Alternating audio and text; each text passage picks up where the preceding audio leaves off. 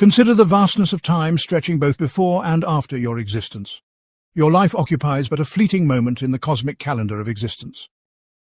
The universe has existed for billions of years and will continue for billions more. Your time here is merely a brief flash of consciousness in an otherwise indifferent cosmos.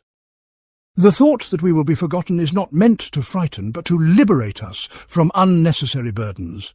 It reminds us to focus on what truly matters in the brief time we have. Throughout human history, countless individuals have lived, loved, and disappeared without leaving a trace. Even the greatest empires and most remarkable achievements eventually fade into obscurity. Our modern obsession with legacy and remembrance blinds us to a fundamental truth about existence. Everything is temporary, including memory itself. Part 1. The erosion of memory. Time erodes all memory like waves gradually wearing down mountains to sand. This process is as natural as the changing of seasons or the movement of stars across the night sky.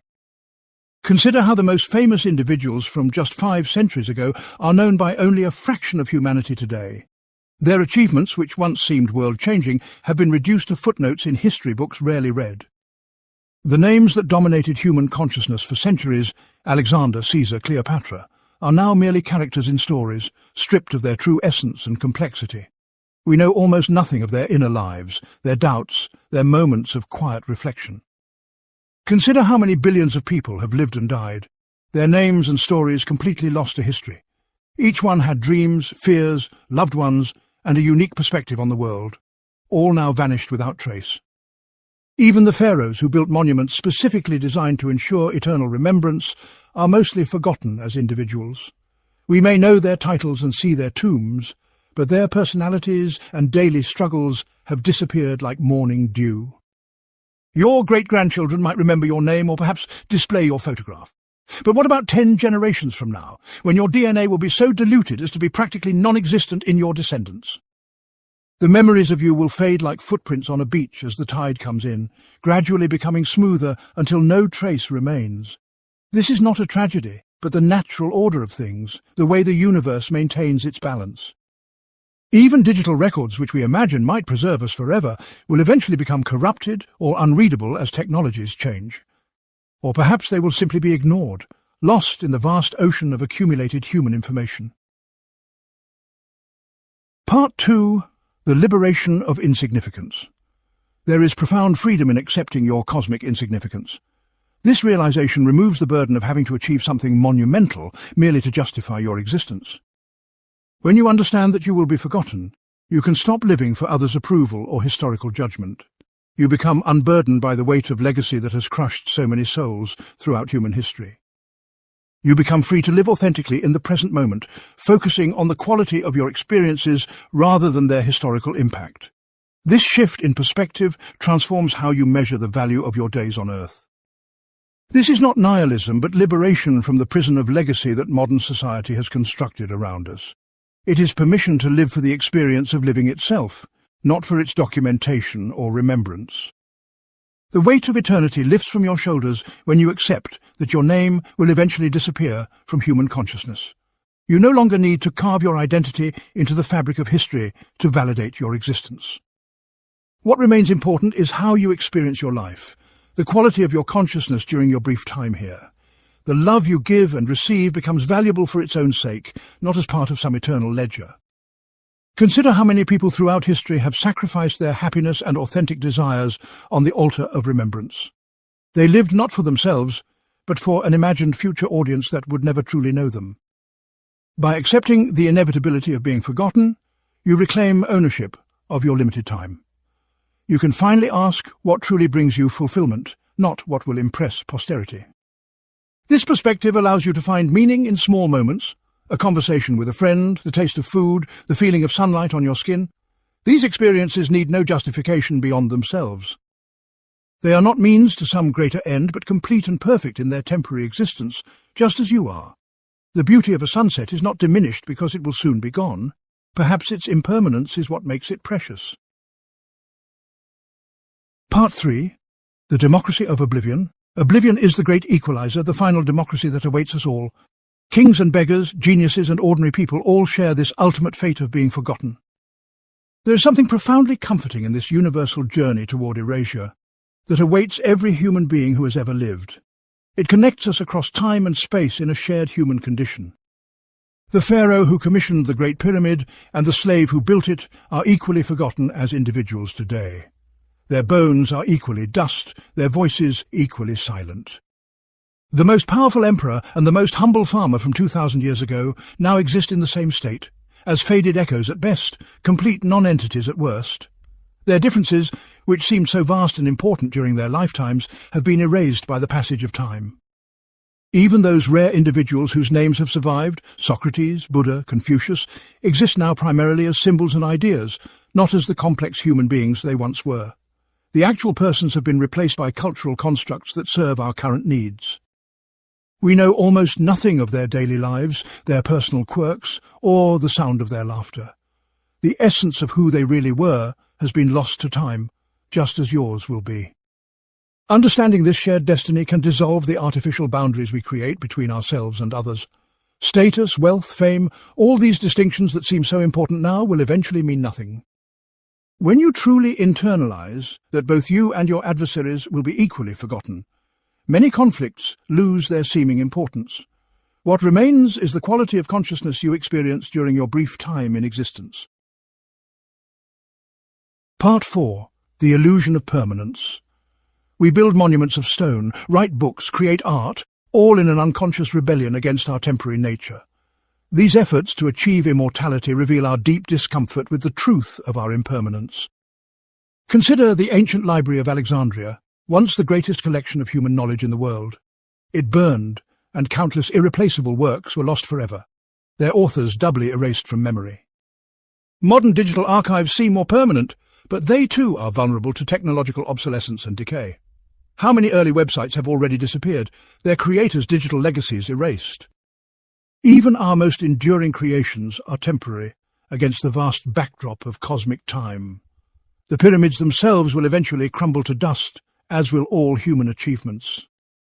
This illusion of permanence causes us to invest tremendous energy in projects that future generations may neither appreciate nor remember. We sacrifice present joy for a legacy that will inevitably fade like morning mist. When you accept that nothing you create will last forever, you can create for the joy of creation itself. You can build sandcastles with the full knowledge that the tide will come and find beauty in that process. Part 5. The Weight of Significance. The belief that we must matter to the universe creates an unbearable psychological burden. It demands that we justify our existence through achievement, recognition, and lasting impact. This burden crushes many under the weight of perpetual inadequacy, feeling they haven't done enough to deserve remembrance. It transforms life from an experience to be lived into a resume to be judged. Consider how many deathbed regrets center not on failing to achieve greatness, but on missing simple moments of connection. Few regret not building bigger monuments to themselves as they face their final moments. The dying rarely wish they had worked harder to secure their legacy or gained more recognition from strangers. Instead, they wish they'd spent more time with loved ones, expressed their feelings more openly. The paradox of significance is that by desperately pursuing it, we often sacrifice the very experiences that would make our lives meaningful. We trade presence for prominence, connection for commemoration. When you release the need to matter to history, you can finally matter to yourself and those around you in the present. This is the true liberation that comes from accepting your eventual erasure from memory. Part 6. The Witness Fallacy. We often believe that experiences only matter if they are witnessed and remembered by others. This fallacy leads us to document moments rather than fully living them, always performing for an imagined future audience. Consider how many people experience beautiful vistas through phone screens, more concerned with capturing than experiencing. The moment is sacrificed for a record that few will ever see and eventually none will remember. The value of an experience does not depend on its documentation or remembrance by others. A moment of profound joy or connection does not become less real when it passes without record. The sunset remains beautiful whether or not it is photographed, and your experience of it is complete in itself. It need not be validated by future remembrance to have been worth experiencing. When you release the need for witnesses to your life, you can fully inhabit each moment as it comes. Your consciousness becomes the sufficient and complete recipient of your experiences. This shift transforms ordinary moments into sacred ones, complete in themselves without need for external validation. The bird song needs no audience to be perfect, neither does your life. Part 7. The Memory Paradox. Those who are most remembered by history are often those who cared least about being remembered. They were absorbed in their pursuits, fully present in their lives, rather than obsessed with their legacy. Consider figures like Vincent van Gogh, who died believing himself a failure, his work unappreciated. He painted not for posterity, but from an inner necessity, a compulsion to express his unique vision. The paradox extends to personal relationships as well, where those who most desperately seek to be remembered are often forgotten first. It is authentic presence and genuine connection that creates lasting impressions, not the desire for them. The teacher who changed your life likely did so by being fully present and engaged, not by seeking to make a permanent mark. They gave without expectation of return or recognition. True impact often comes as a byproduct of absorption in meaningful activity, not as its goal. When you release the need to be remembered, you become free to pursue what truly matters to you. This authenticity is ironically what might make you memorable to those who know you, even as cosmic forgetfulness remains your ultimate fate. But by then, it will no longer matter to you whether you are remembered or not. Part 8. The Continuous Present. The human mind divides time into past, present and future, but this is merely a useful fiction. In reality, we only ever exist in an ever-moving present moment, with memory and anticipation as mental constructs. Our obsession with being remembered is really an attempt to extend our existence beyond this continuous present. It is a denial of the fundamental nature of time and consciousness. When you fully accept that you exist only in the present moment, being forgotten ceases to be threatening. If existence is only ever now, then what does it matter if your now is remembered in some future now? The quality of your consciousness in this moment becomes the sole measure of your life's value. This realization transforms how you allocate your precious attention and energy.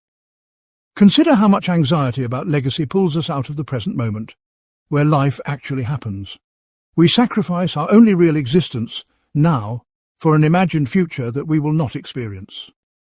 By accepting that you will be forgotten, you can finally arrive fully in the present moment. You can stop living as a character in a story to be told later and start living as a consciousness experiencing now. Part 9. The Burden of History. Consider how many people throughout time have been crushed by the weight of remembered expectations.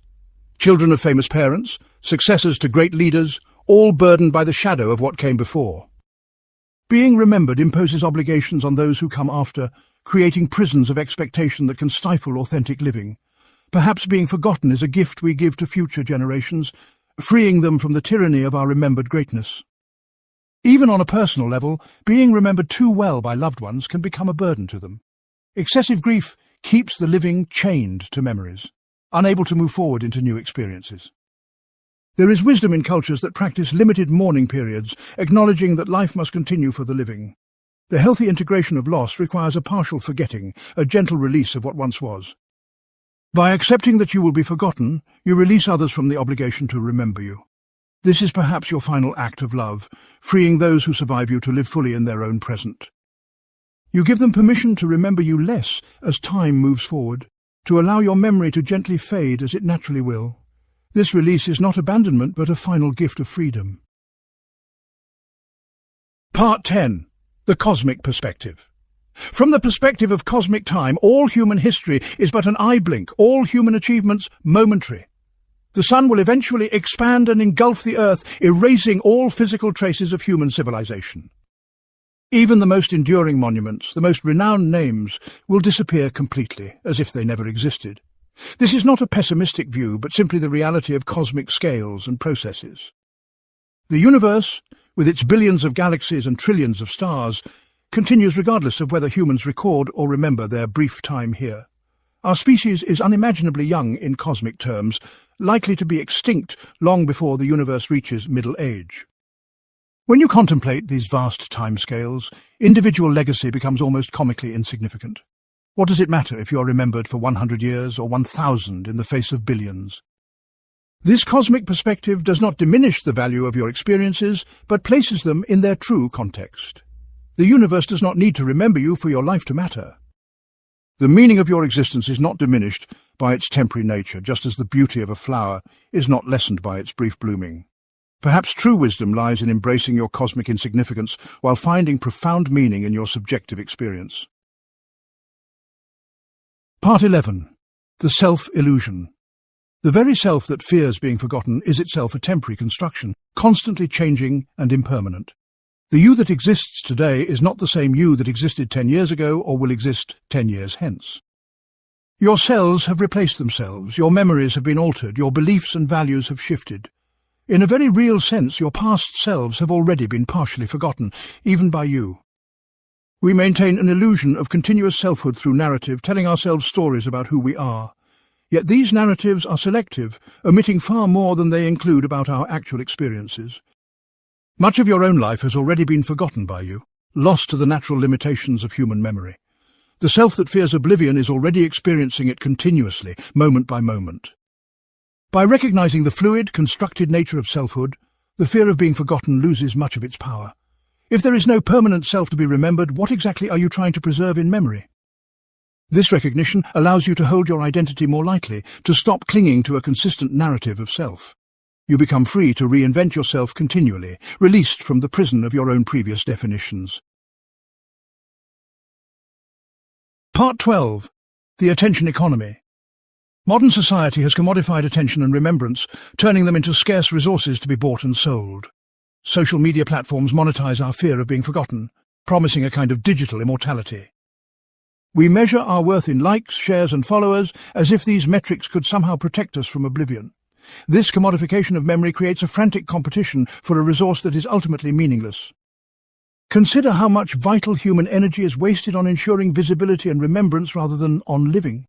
The pursuit of viral moments and personal branding consumes countless hours that might be spent in direct experience. We trade the richness of unrecorded private experiences for the hollow validation of public documentation. The calculation seems clear. Better to be seen briefly than to live deeply without witnesses. By accepting that you will be forgotten, you can opt out of this exhausting economy of attention. You reclaim your experiences as your own, rather than as content to be consumed by others. This is a revolutionary act in an age that measures human worth by metrics and reach. You declare your independence from the tyranny of being remembered, choosing depth over breadth of impact. Part 13. The freedom of anonymity. Throughout history, many of the most profound and meaningful contributions have been made anonymously. Consider the unknown architects of ancient cathedrals, or the nameless authors of folk tales that endure today. These creators worked not for personal glory or remembrance, but for the work itself, or for ideals beyond themselves. Their anonymity granted them a freedom from ego that allowed their work to speak for itself. There is a special kind of liberation in contributing without signature, in giving without recognition. The anonymous gift is perhaps the purest form of giving, untainted by the expectation of return or acknowledgement. When you accept that you will be forgotten, you can approach this state of anonymous contribution during your lifetime. Your actions become valuable for their intrinsic worth, not as entries in the ledger of your remembrance. Consider how the need for recognition corrupts even our most noble impulses, turning generosity into self-promotion. When this need dissolves, all action becomes potentially sacred, worthwhile for its own sake. The question transforms from, will this make me remembered, to, does this express what matters most to me? This shift leads to a life of greater authenticity and often paradoxically, greater impact. Part 14. The myth of originality. Our fear of being forgotten often manifests as a desperate search for originality, for a unique legacy. Yet true originality is largely a myth, as all human creation builds upon what came before. Every inventor, artist and thinker stands on the shoulders of countless forgotten predecessors who made their work possible. Our contributions are less individual monuments than small additions to a vast collective endeavour. The most beloved stories, discoveries and creations often emerge multiple times independently across cultures. This suggests they arise not from individual genius, but from common human experience and shared consciousness. Even when we believe we're being entirely original, we are actually channeling collective wisdom, remixing cultural inheritances. Our most personal insights often turn out to be universal, already discovered by others throughout time. By accepting that you will be forgotten, you can release the exhausting pursuit of unprecedented originality. You become free to create from authentic impulse rather than from the desire to stake a permanent claim. This acknowledgement of your place in the great continuity of human creation is deeply humbling and profoundly liberating. You participate fully in the collective project of humanity without needing to plant your flag upon it. Part 15. The quality of attention. The quality of your attention determines the quality of your life far more than how long you will be remembered. A life of scattered attention, always grasping for more, is impoverished regardless of its legacy. Conversely, a life lived with full presence and deep awareness is rich regardless of whether it leaves any trace. Perhaps the only true wealth is the capacity for complete attention to your experience as it unfolds. Consider how often the pursuit of legacy draws our attention away from the present moment. We sacrifice the depth of now for an imagined breadth of impact across time. This trade rarely satisfies, as the present moment continually slips away unlived while the future promise of remembrance never quite arrives. The attention you give to securing your legacy is attention you cannot give to living your life. By accepting that you will be forgotten, you can redirect your precious attention to where it actually creates value. You can give yourself completely to your experiences without holding back to document or promote them. This full presence creates a quality of life that needs no external validation or continuation in memory. It is complete in itself, needing nothing beyond the moment of its existence to justify its worth. Part 16. The inheritance of forgetting. Each generation forgets most of what the previous generation knew, remembered, and valued. This natural process of forgetting is essential to cultural evolution and renewal. Imagine if we remembered everything our ancestors did, believed every notion they held, maintained every practice they followed. We would be crushed under the accumulated weight of history, unable to find our own way forward.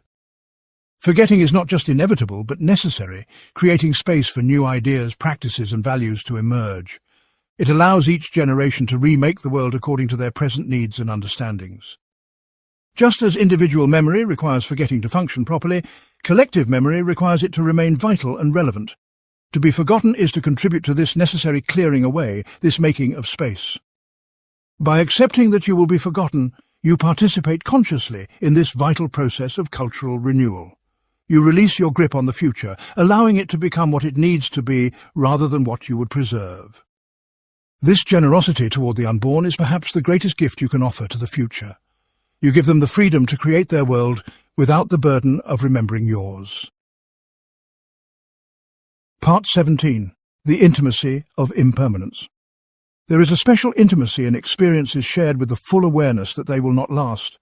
This is why sunset gatherings, last days before departures, and deathbed conversations often have such emotional intensity. The knowledge of impending separation infuses the moment with a poignancy that more permanent arrangements rarely achieve.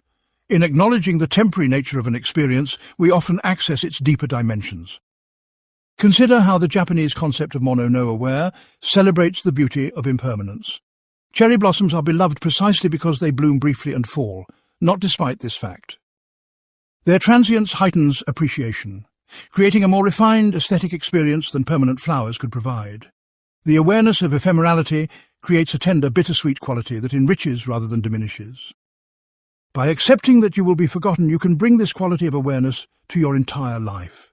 Each experience becomes more precious, more worthy of full attention, knowing it will not endure. This is not a mournful recognition, but a deepening one, infusing ordinary moments with extraordinary significance. You become more available to the strange miracle of existing at all, however briefly and forgettably. Part 18. The currency of remembrance. In our culture, remembrance has become a form of currency, a payment for actions we deem valuable. We offer it as reward and withhold it as punishment, assuming its universal desirability. You will be remembered for this can be either promise or threat, depending on the context. We speak of paying tribute as if memory were a tax owed to those deemed worthy. This economy of remembrance creates perverse incentives, rewarding actions that attract attention rather than those that create genuine value. History remembers conquerors more than healers, the dramatic over the nurturing, the loud over the subtle. Our systems of remembrance often preserve precisely what we should transcend: violence, domination, excess. Meanwhile, the quiet acts of compassion that sustain human dignity go largely unrecorded. By accepting that you will be forgotten, you free yourself from this distorted economy of action. Your choices can be guided by intrinsic value rather than their memorial potential. This liberation allows you to count among your most significant achievements things that no one else will ever know about. The private act of compassion becomes as meaningful as the public act of heroism. Part 19, The Fallacy of Control. Our desire to be remembered represents a fundamental misunderstanding about control. We cannot determine how or if future generations will remember us, no matter what we do. Those who are remembered are often remembered for reasons they would not have chosen, sometimes in ways they would have abhorred. History recasts us according to its own narratives beyond our control. Consider how figures like Vincent van Gogh or Franz Kafka achieved fame only after death, when they could not experience or direct it. Their attempt to control their legacy would have been futile, as is ours. Even those who carefully craft autobiographies or establish foundations in their names cannot determine how future generations will interpret or remember them. The meanings of our lives are not ours to fix permanently. By accepting that you will be forgotten, you release this illusion of control over your posthumous existence. You acknowledge that how or whether you are remembered is not yours to determine. This recognition returns you to what you actually can influence, the quality of your lived experience and your impact on those around you now. You reclaim agency over what matters, your life as it is lived, not as it might be remembered. Part 20. The Ethics of Presence. There is an ethical dimension to accepting that you will be forgotten, a moral clarity it brings to action. When remembrance is no longer the reward, genuine values can guide your choices more directly. Actions taken for their own rightness rather than for recognition often have a purer quality, unburdened by calculation. Perhaps the most ethical action is that which would be chosen even if no one ever knew about it. Consider how many moral compromises are made in the pursuit of legacy or in the name of some greater future good. We justify present harms for imagined future benefits, sacrificing what is for what might be remembered. When you accept that you will be forgotten, this calculation shifts toward the immediate impact of your actions on real beings. The distant future can no longer be used to justify present cruelty or neglect. This ethics of presence asks not, how will history judge this action, but what does this action express about my values now? It measures worth not in potential memorial currency, but in immediate alleviation of suffering, creation of joy. By releasing your grip on future judgment, you become available to present ethical demands. You act not for history, but for the lived reality your actions create in this moment. Part 21. The Wisdom of Uncertainty. True wisdom often begins with acknowledging what we cannot know or control. The future reception of our lives falls squarely into this category of fundamental uncertainty. We cannot know who, if anyone, will remember us or what meaning they will make of our existence. This uncertainty extends even to how we ourselves will be transformed by future experiences. The mind rebels against this uncertainty, creating fantasies of posthumous appreciation to comfort itself. We imagine future generations understanding us better than our contemporaries do. Yet this imagined future audience is merely a projection of our current desires for recognition, not a reality we can count on. The wisest approach is to hold these fantasies lightly, recognizing them as the mind's attempt to create certainty where none exists. By accepting that you will be forgotten, you embrace this fundamental uncertainty about your legacy. You acknowledge the limits of your knowledge and control, a recognition that paradoxically expands rather than diminishes your freedom. This wisdom of uncertainty allows you to act more decisively in the present, unburdened by calculations about posthumous judgment. You become available to the surprise and wonder of an unpredictable life, rather than clinging to predetermined narratives of remembrance. Part 22. The Poetry of Passing. There is a poignant beauty in things that do not last, a poetry in passing that permanent monuments cannot achieve. Consider the sand mandala, painstakingly created grain by grain, then ceremonially destroyed upon completion. Its impermanence is not incidental, but essential to its meaning, symbolizing the transient nature of all phenomena. The mandala's destruction is not a tragedy, but the completion of its purpose. Our lives have this same potential for temporal poetry, complete not despite but because of their temporary nature. The sand mandala of your existence need not endure to have been worth creating in exquisite detail. Perhaps your life achieves its fullest meaning precisely in its passing away, in its return to the elements from which it temporarily emerged. This completion through dissolution is not failure but fulfillment. By accepting that you will be forgotten, you open yourself to the poetic dimensions of impermanence. You can create your life with the same devotion and attention as the mandala maker, knowing its eventual dissolution is part of its beauty. This perspective transforms your relationship to endings of all kinds, revealing their essential role in the poetry of existence. You begin to recognize that nothing would have meaning without its counterpoint in silence, in absence, in forgetting. Part 23. The Alchemy of Acceptance. Accepting that you will be forgotten transforms the heavy lead of existential dread into the gold of present awareness.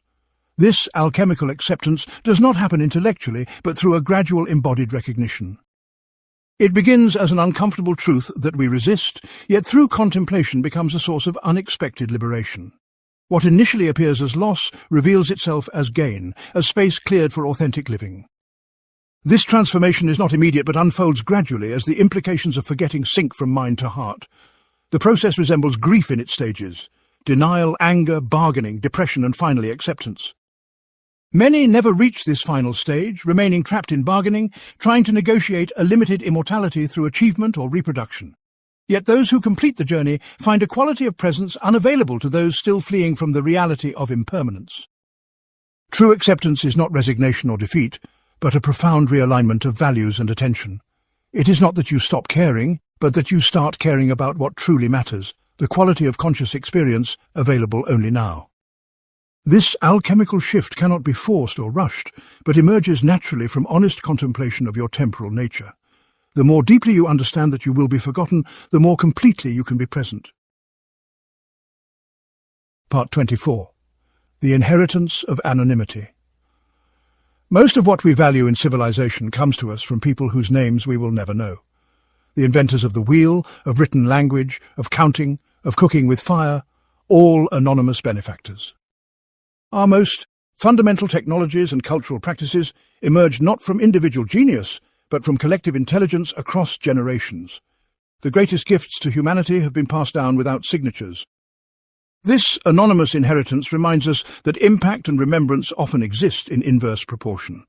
The more fundamental the contribution, the more likely it is to become common property, separated from its originators.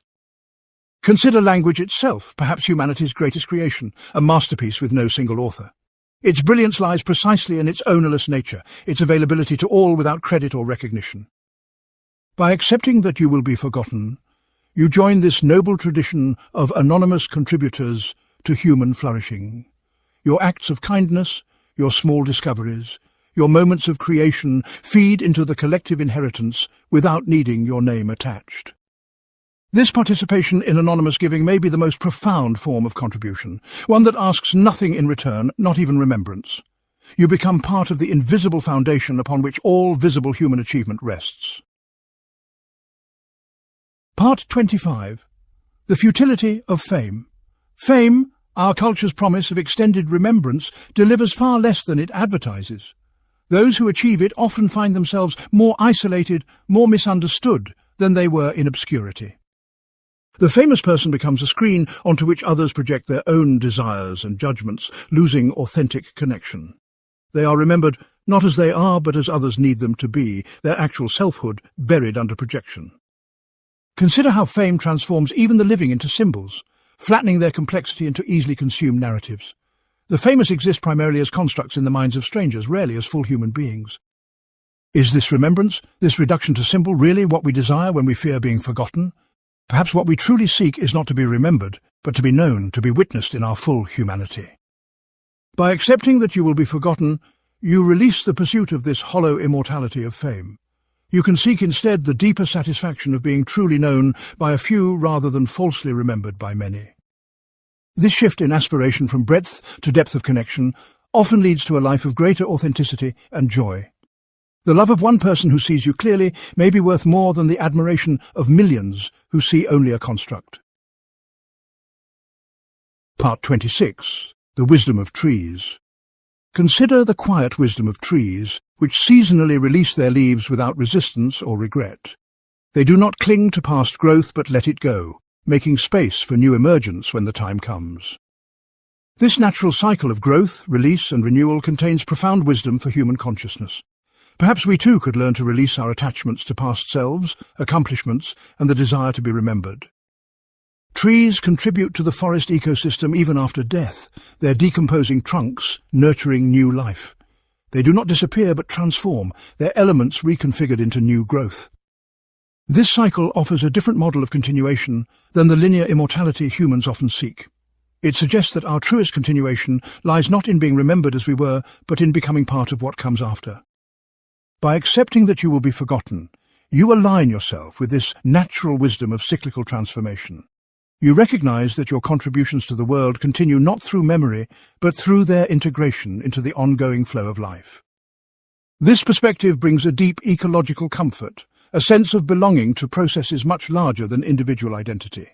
You participate fully in the great cycle of generation, contribution and release that characterizes all natural systems. Part 27. The Liberation of Letting Go. Our fear of being forgotten reflects a deeper attachment to fixed identity, to the illusion of permanent selfhood. We cling to the story of who we are, seeking its continuation beyond our physical existence. Yet this clinging creates a fundamental suffering, a resistance to the natural flow of impermanence that characterizes all phenomena. Perhaps our greatest freedom lies not in being remembered, but in releasing the need for continuous identity.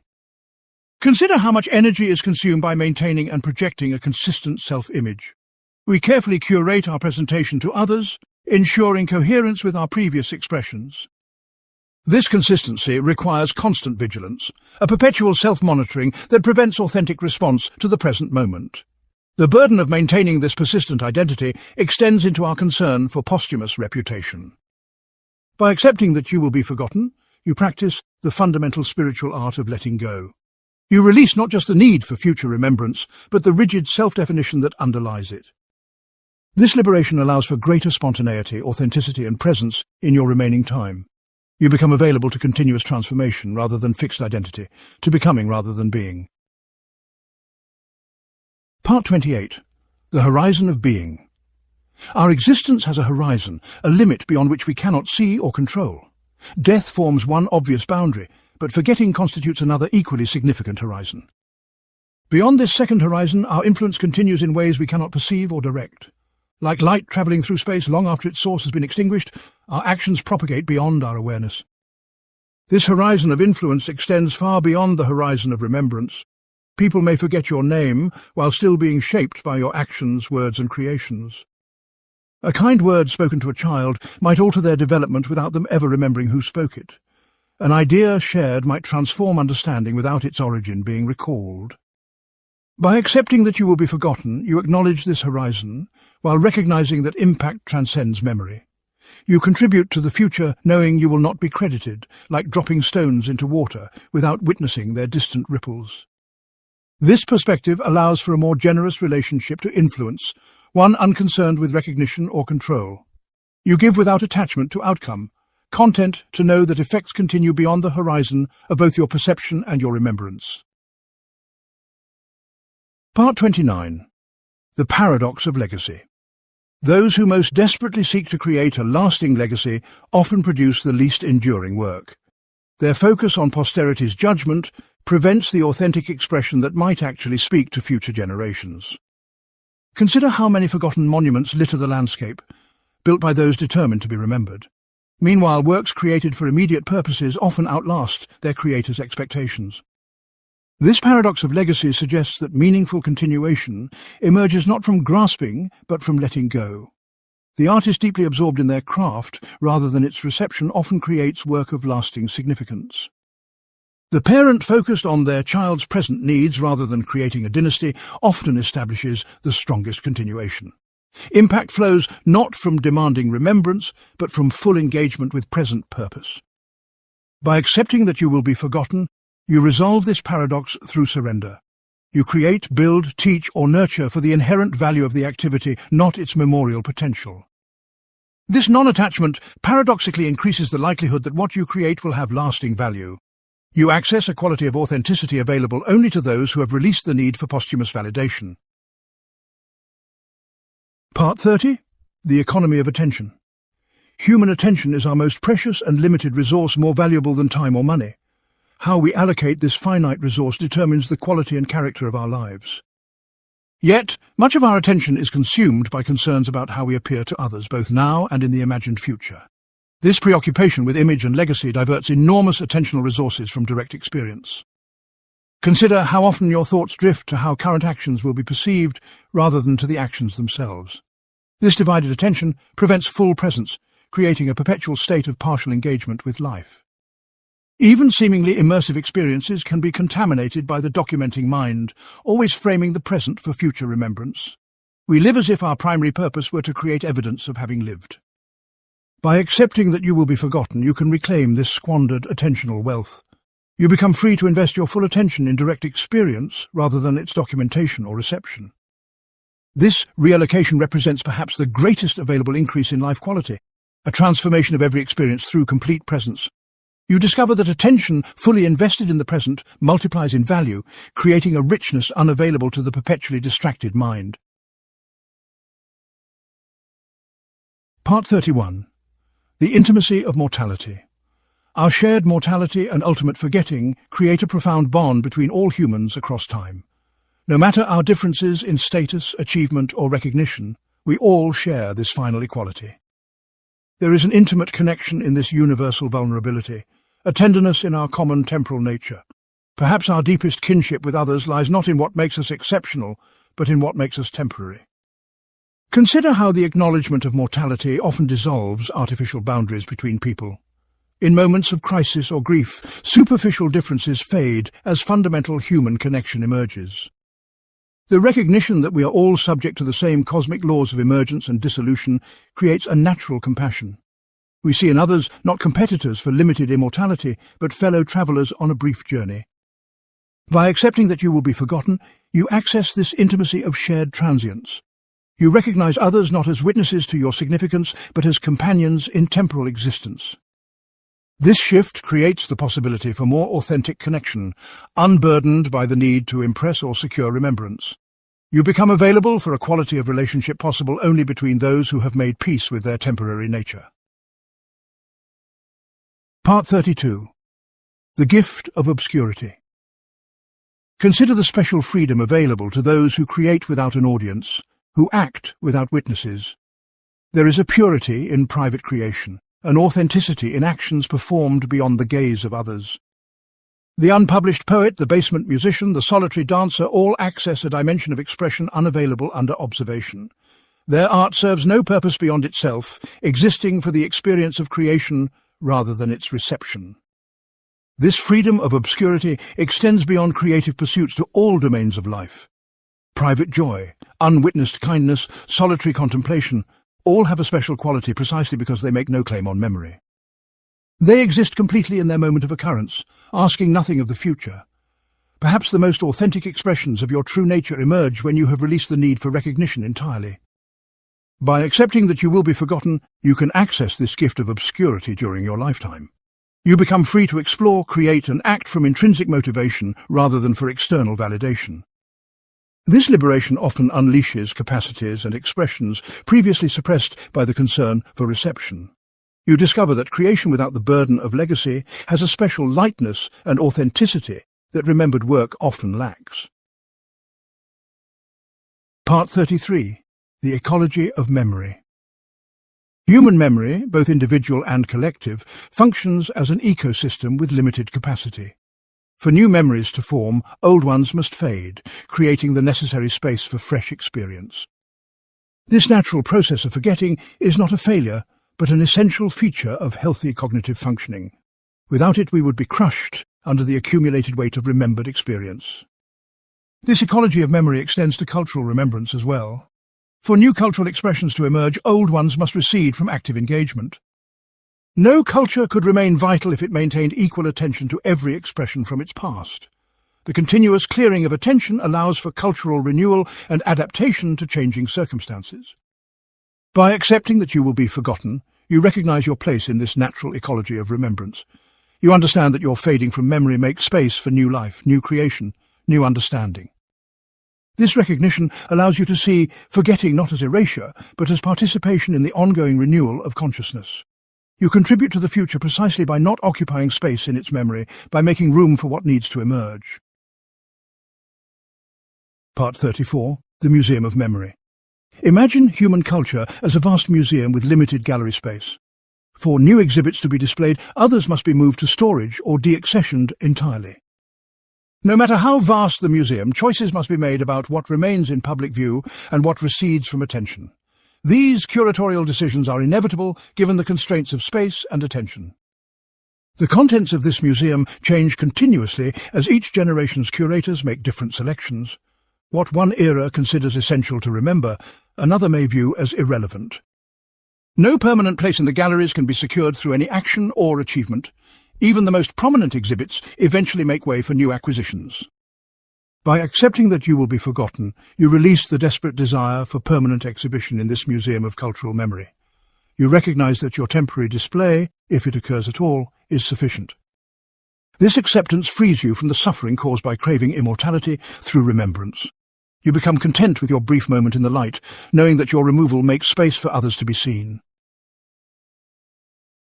Part 35. The Freedom of Finitude. Our temporal limitations, including both death and forgetting, create the conditions for meaningful human existence. Without these boundaries, experience would lose its preciousness, its special intensity. Consider how endless time would drain urgency from action, how guaranteed remembrance would cheapen contribution. It is precisely our brief, forgettable nature that makes each moment potentially significant. Infinite existence and permanent remembrance, far from being desirable, would likely lead to a kind of living death. Without the pressure of limited time and the liberation of eventual forgetting, we might never act decisively or authentically. Our temporal constraints force choices, create focus, and establish priorities that give shape to human life. They transform mere duration into biography, mere persistence into character. By accepting that you will be forgotten, you embrace the freedom that finitude provides. You recognize temporal limitation not as a curse, but as the very condition that makes meaningful action possible. This acceptance allows you to perceive the extraordinary gift of bounded existence, the opportunity to craft significance precisely because your time is limited and your remembrance temporary. You discover that meaning emerges not despite, but because of your eventual disappearance from memory. Part 36. The Whisper of Reality. Reality speaks most clearly in whispers, in subtle experiences that resist documentation and sharing.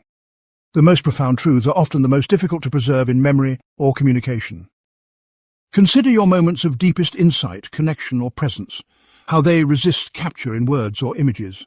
These essential experiences seem to evaporate upon attempt to grasp or preserve them.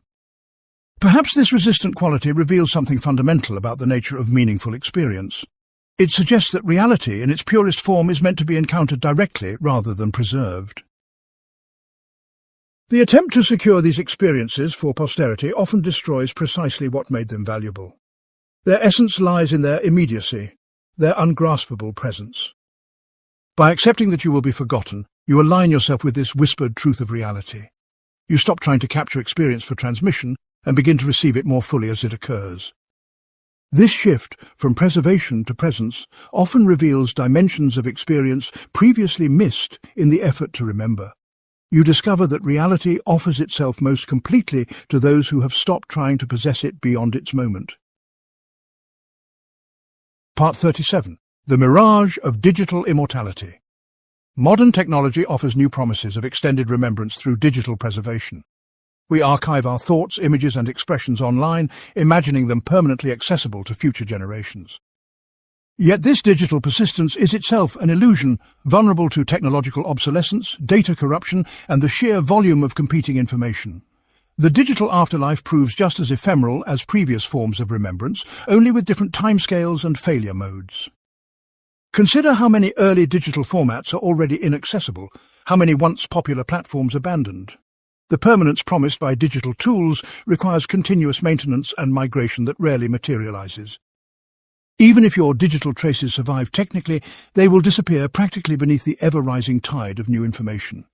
Your carefully preserved expressions will become effectively invisible, lost in an endless ocean of content.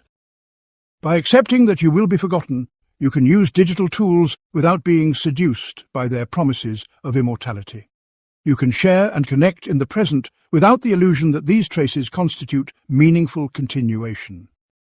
This clear-eyed approach to technology allows for its authentic use as a means of present connection rather than future preservation.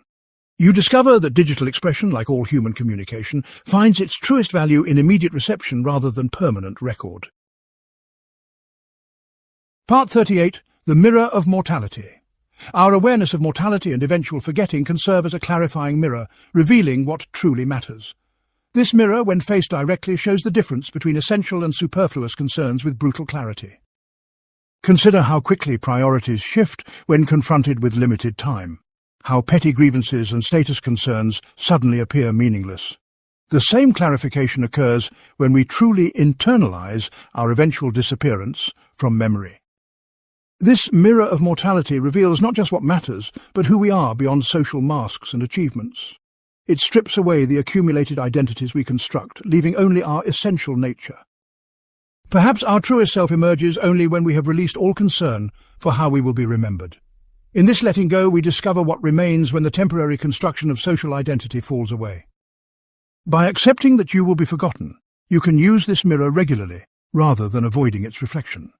You can check your choices against the clarity it provides, asking, would this still matter if I knew I would be completely forgotten? This practice gradually aligns your life with what you truly value, rather than with what others might remember. You discover that many pursuits fall away under this scrutiny, leaving space for what genuinely matters to your deepest self. Part 39. The Currency of Experience. In the economy of a finite life, experience is the only true currency. Not accomplishment, not possessions, not memory, but the quality of conscious awareness as it unfolds. This is the one value that cannot be transferred, banked, or preserved beyond its moment of occurrence. It exists only in its immediate manifestation, making it both the most ephemeral and most real asset we possess. Consider how much of this precious currency is squandered in pursuit of proxy values, status, security, recognition. We trade present experience for symbolic substitutes that ultimately cannot satisfy our deeper needs. The hope of being remembered often motivates this exchange, as we sacrifice immediate richness for imagined future significance. Yet no amount of posthumous recognition can compensate for a life of divided attention and deferred presence. By accepting that you will be forgotten, you can invest your experiential currency more wisely. You stop spending present awareness on future remembrance that will never provide adequate return. This reallocation of your most precious resource often creates an immediate increase in life satisfaction. You discover that experience fully received in the moment provides wealth that no amount of remembrance could match. Part 40. The Gift of Insignificance. There is a special lightness available to those who recognize their cosmic insignificance. This recognition, far from being depressing, can liberate us from the crushing weight of self-importance. Consider how exhausting it is to maintain the fiction that your existence has cosmic significance, that your actions ripple meaningfully through eternity. This burden of imagined importance creates a perpetual pressure that prevents natural unfolding. From the perspective of geological time, let alone cosmic time, all human striving appears equally momentary. The distinction between famous and forgotten becomes meaningless against the backdrop of billions of years. This radical equalization of all human lives can be experienced as either terrifying or liberating, depending on how deeply it is understood. When fully integrated, it creates a buoyant freedom unavailable to those still striving for significant remembrance. By accepting that you will be forgotten, you receive this gift of insignificance with gratitude rather than resistance. You experience the liberation that comes from releasing the need to matter beyond your moment. This acceptance paradoxically increases your capacity for joy, presence, and meaning within the brief span you have. You discover that insignificance, embraced fully, transforms from existential threat to unexpected blessing. Part 41. The Quantum of Presence. Presence comes in indivisible units, complete moments of undivided attention. It cannot be partially achieved or multitasked. Either consciousness is fully here, or it is elsewhere. Consider how rarely we experience this undivided state, how often our attention is split between present experience and thoughts of past or future. This division creates a perpetually diluted quality of awareness that prevents full engagement with life. The concern for how we will be remembered constitutes one of the most common diversions from presence. It pulls attention from direct experience into imagined future perspectives on the present moment. This split consciousness creates the strange phenomenon of living as if already looking back, experiencing now as if from a future vantage point. We become spectators to our own lives, commentating rather than experiencing.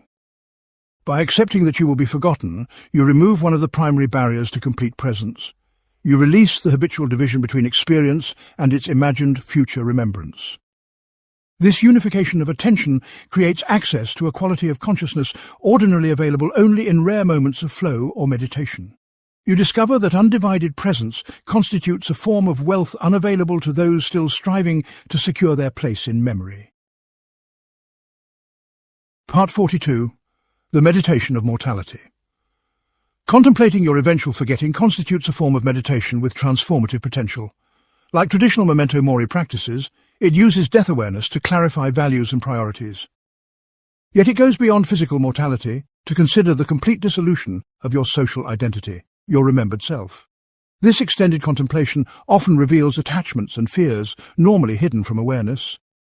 This meditation becomes most powerful when practiced not intellectually but experientially.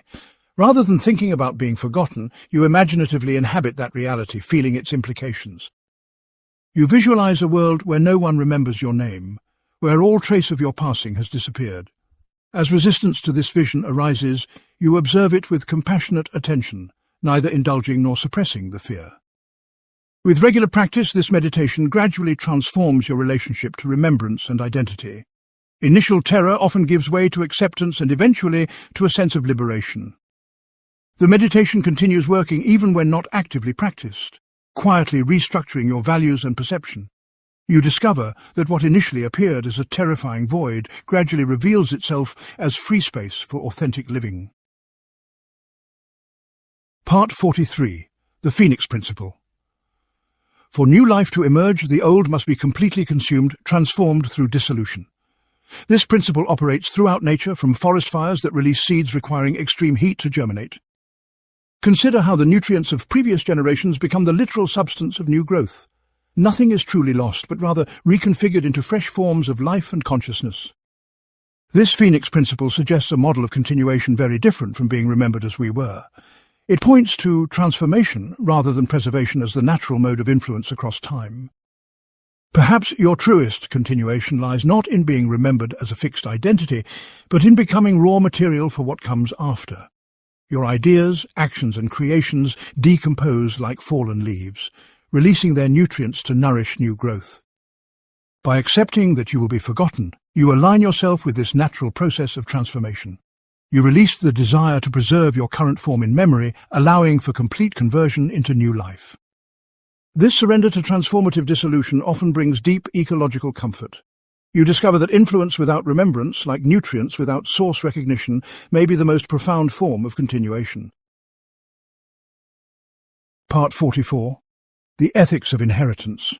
What we leave behind is not primarily our names, but the effects of our choices on those who follow. This ethical inheritance operates independently of remembrance, shaping future possibilities regardless of attribution. Consider how decisions made by unnamed ancestors continue to structure your life through institutions, technologies, and altered landscapes. Their influence persists not through memory, but through transformed material conditions. This perspective shifts focus from symbolic to substantial inheritance, from remembrance to consequence. It asks not, will they remember me, but how will my choices affect their lives? This ethical reorientation often leads to more considerate decision-making, concerned with actual impact rather than perceived legacy. The desire for good remembrance can be replaced by the more meaningful desire for beneficial effect. By accepting that you will be forgotten, you can focus on creating a beneficial inheritance regardless of attribution. You become free to invest in changes that may not be traced to you, but will nonetheless improve conditions for those who follow. This shift from name to anonymous contribution often increases both the scale and quality of your impact. You discover that influence without credit may be the purest form of giving to the future. Part 45. The Liberation from Judgment. Our concern for how we will be remembered often reflects anxiety about posthumous judgment. We want not just to be remembered, but to be remembered well, approved of by history. This concern for judgment extends beyond the grave, creating a kind of eternal performance anxiety. We live as if perpetually on trial before an imagined future jury. Consider how this anticipated judgment constrains authentic expression and action. We edit our lives according to imagined future standards and values that we cannot possibly predict. This creates a strange temporal confusion, where present choices are governed by speculative future criteria. We become plagued by the question not just what is right or actually, but what will be considered right. By accepting that you will be forgotten, you release yourself from this posthumous judgment anxiety. You recognize that no future tribunal will evaluate your choices because your choices will be unknown.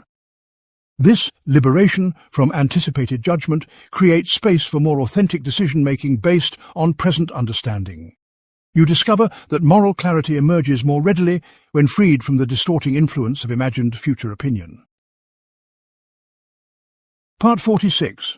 The authenticity of anonymity. Something special happens to human expression when the possibility of credit or blame is removed. An authenticity emerges that is often absent from signed or attributed communication. Consider the different quality of anonymous donations, unsigned graffiti art, or messages in bottles set adrift. These expressions often have a purity and directness missing from work created with attribution in mind. This authenticity of anonymous expression suggests a relationship between ego attachment and distortion. When we create with our names attached, we inevitably filter our expression through concerns about how it will reflect on us. This filtering process, while sometimes helpful for quality control, often removes the most original and vulnerable aspects of our communication. We say what we think we should say rather than what we truly wish to express. By accepting that you will be forgotten, you can access this quality of anonymous authenticity even in your signed work. You create as if your name were already detached from your expression, freeing it from the distortion of ego protection. This approach often releases capacities for originality and vulnerability previously suppressed by reputational concerns. You discover that your most powerful expressions emerge when you have released all concern for how they might reflect on your remembered self. Part 47. The poverty of posterity. The imagined audience of posterity is a poor substitute for genuine human connection. Creating for future remembrance rather than present communication often leads to work that connects deeply with neither. Consider how many monuments feel cold and impersonal compared to artifacts created for immediate use and enjoyment. The latter, paradoxically, often speak more clearly across time precisely because they were embedded in real human relationship. This poverty of posterity as audience extends to all forms of human expression and action. Work created primarily to secure remembrance often lacks the vitality of work created from present necessity or desire. The teacher who teaches to transform lives now, rather than to be remembered as a great educator, often achieves both aims, while the one focused on legacy often achieves neither. Present impact and future memory maintain this inverse relationship across domains. By accepting that you will be forgotten, you can create for real people rather than imagined posterity. You communicate with those actually available to receive your expression, not with theoretical future audiences. This grounding in present relationship often infuses your work with an authenticity and immediacy that paradoxically gives it lasting value. You discover that the path to meaningful impact often passes through complete surrender of concern for remembrance. Part 48. The joy of recognition. When we release the need for future remembrance, we become available to a deeper form of recognition. Not recognition of our names or accomplishments, but recognition of our essential nature by those who truly see us. Consider the profound satisfaction of being understood by even one person, of having your inner reality acknowledged. This immediate recognition contains a value that no amount of posthumous fame could replicate. This joy of recognition operates independently of scale, sometimes more powerfully in intimate settings than public ones. The understanding glance of a friend who knows you well can provide more satisfaction than applause from thousands who know only your public persona. Perhaps what we truly seek is not to be remembered by many, but to be recognized by a few. Not continuation of our names, but confirmation that our subjective reality was witnessed and understood. By accepting that you will be forgotten, you can redirect your desire for recognition toward this more fulfilling immediate form. You can seek the joy of being seen now rather than remembered later. This reorientation often leads to deeper investment in present relationships and more authentic self-expression. You discover that the satisfaction of being truly known by a few during your lifetime far outweighs the hollow promise of being nominally remembered by many afterward. Part 49. The Wisdom of Humility. True humility emerges not from belittling yourself, but from accurate self-perception within the vastness of existence. It is simply the recognition of your actual size and significance in the cosmic context. Consider how our expected remembrance requires a grossly inflated sense of our importance relative to the billions of other humans who have lived. This inflation distorts perception and creates unnecessary suffering when reality fails to conform to our outsized expectations. Humility in this sense does not diminish but clarifies your unique value and contribution.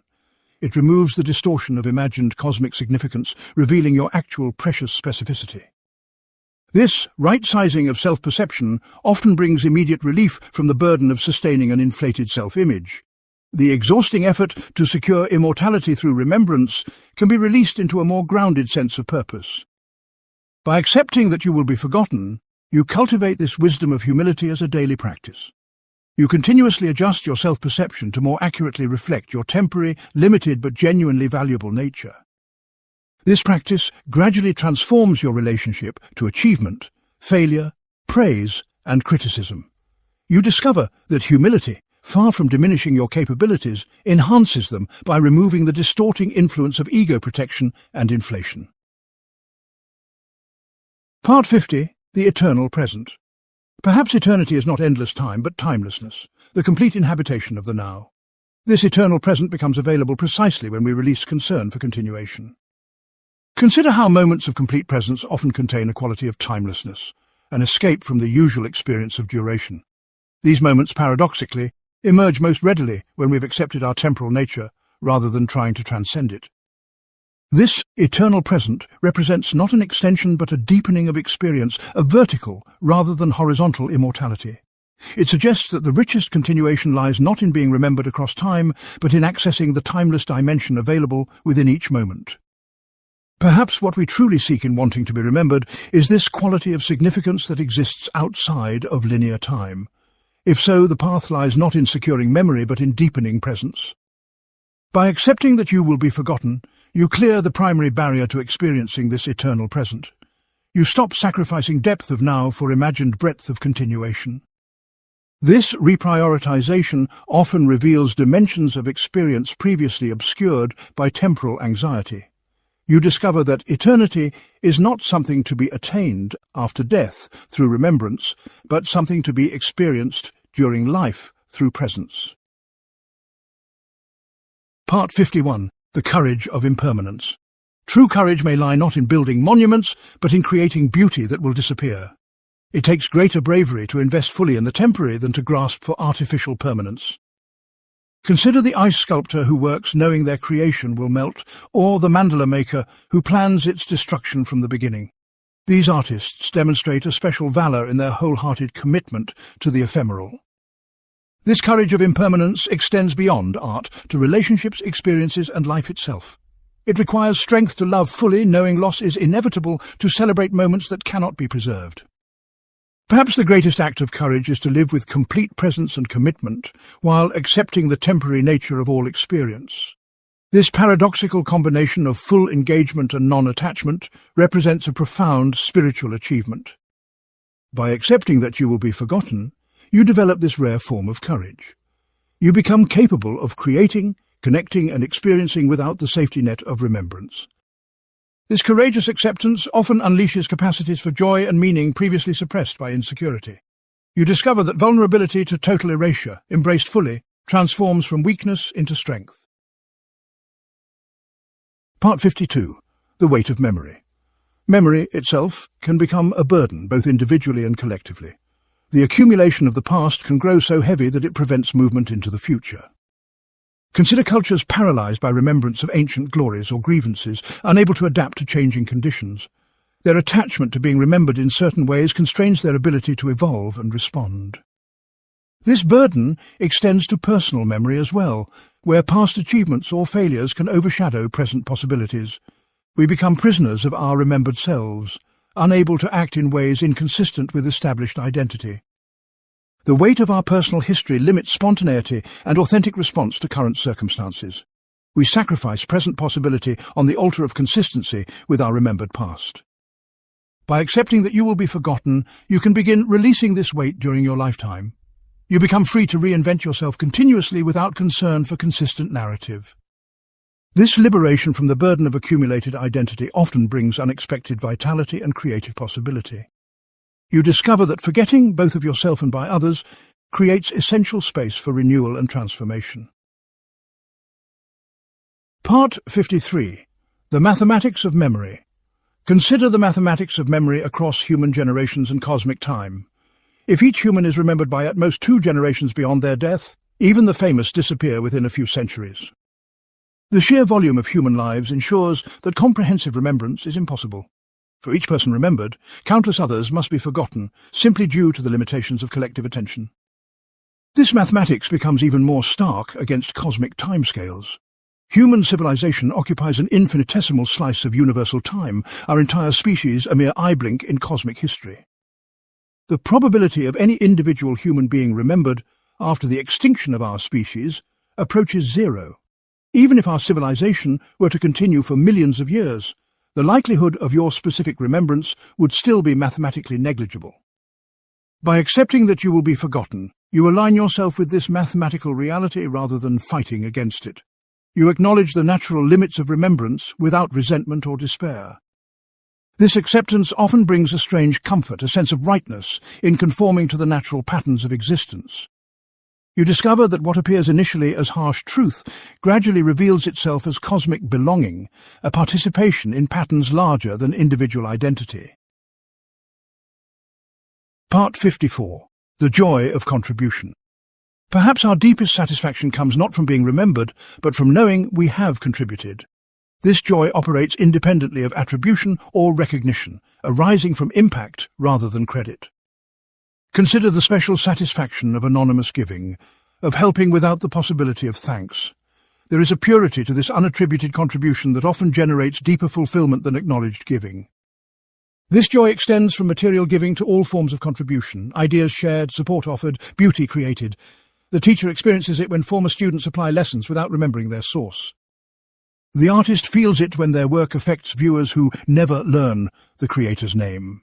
The parent knows it when values transmitted shape descendants who will never know them personally. By accepting that you will be forgotten, you can access this joy of pure contribution. You give without expectation of credit or even remembrance, finding satisfaction in the giving itself. This unconditioned generosity often releases your full capacity for positive impact. You discover that contribution without attachment to recognition may be the most profound form of participation in human flourishing. Part 55. The Ownership Illusion. Our desire to be remembered reflects a deeper illusion of ownership over our achievements and identity. We speak of my life, my work, my impact, as if these truly belong to us alone. Yet every achievement emerges from countless influences and conditions beyond our control or creation. Our very capacity to accomplish anything depends on inherited language, knowledge, technology, and opportunity. This illusion of individual ownership ignores the collaborative nature of all human creation. Nothing is truly mine to be remembered for, as everything bears the fingerprints of innumerable others. Even our most personal expressions depend on words we did not invent, influenced by ideas we did not originate. The self that seeks remembrance is itself a collective creation, shaped by countless interactions and inheritances. By accepting that you will be forgotten, you begin releasing this ownership illusion. You recognize achievements not as personal possessions, but as moments of channeling collective human capacity. This recognition often brings a deep sense of connection and gratitude, replacing anxiety about remembrance. You discover that belonging to the great flow of human creativity matters more than owning a remembered piece of it. Part 56. The Ultimate Privacy. Being forgotten grants a final privacy, a return to the uncategorized mystery from which we emerged. After the dissolution of remembrance, we escape definition and judgment, returning to possibility. Consider how remembrance always involves reduction, condensing a complex life into simplified narrative. To be forgotten is to be released from this reduction, restored to the fullness of uninterpreted being. This ultimate privacy represents not erasure, but liberation from the confines of others' understanding. The remembered self is always a construction, a character in others' narratives, rather than the ineffable reality of lived experience. Perhaps what we fear in being forgotten is not non-existence, but the loss of this familiar construction, this known, although limited, identity. Yet in this loss lies the potential return to uncategorized essence, to being rather than seeming. By accepting that you will be forgotten, you can anticipate this final privacy with curiosity rather than dread. You recognize it not as punishment, but as release from the constraints of defined identity. This acceptance often brings a quiet joy, a sense of eventual homecoming to unconditioned being. You discover that beyond the apparent loss of being forgotten lies the profound gain of returning to mystery. Part 57. The Quantum of Influence. Our influence continues in ways disconnected from remembrance of our names or identities. Like quantum particles that affect systems without being directly observed, we shape the future anonymously. Consider how a kind act might alter someone's development without them remembering its source. The effect continues independently of its attribution, sometimes more powerfully than effects linked to remembered sources. This quantum influence operates through complex causal chains beyond our tracking or control.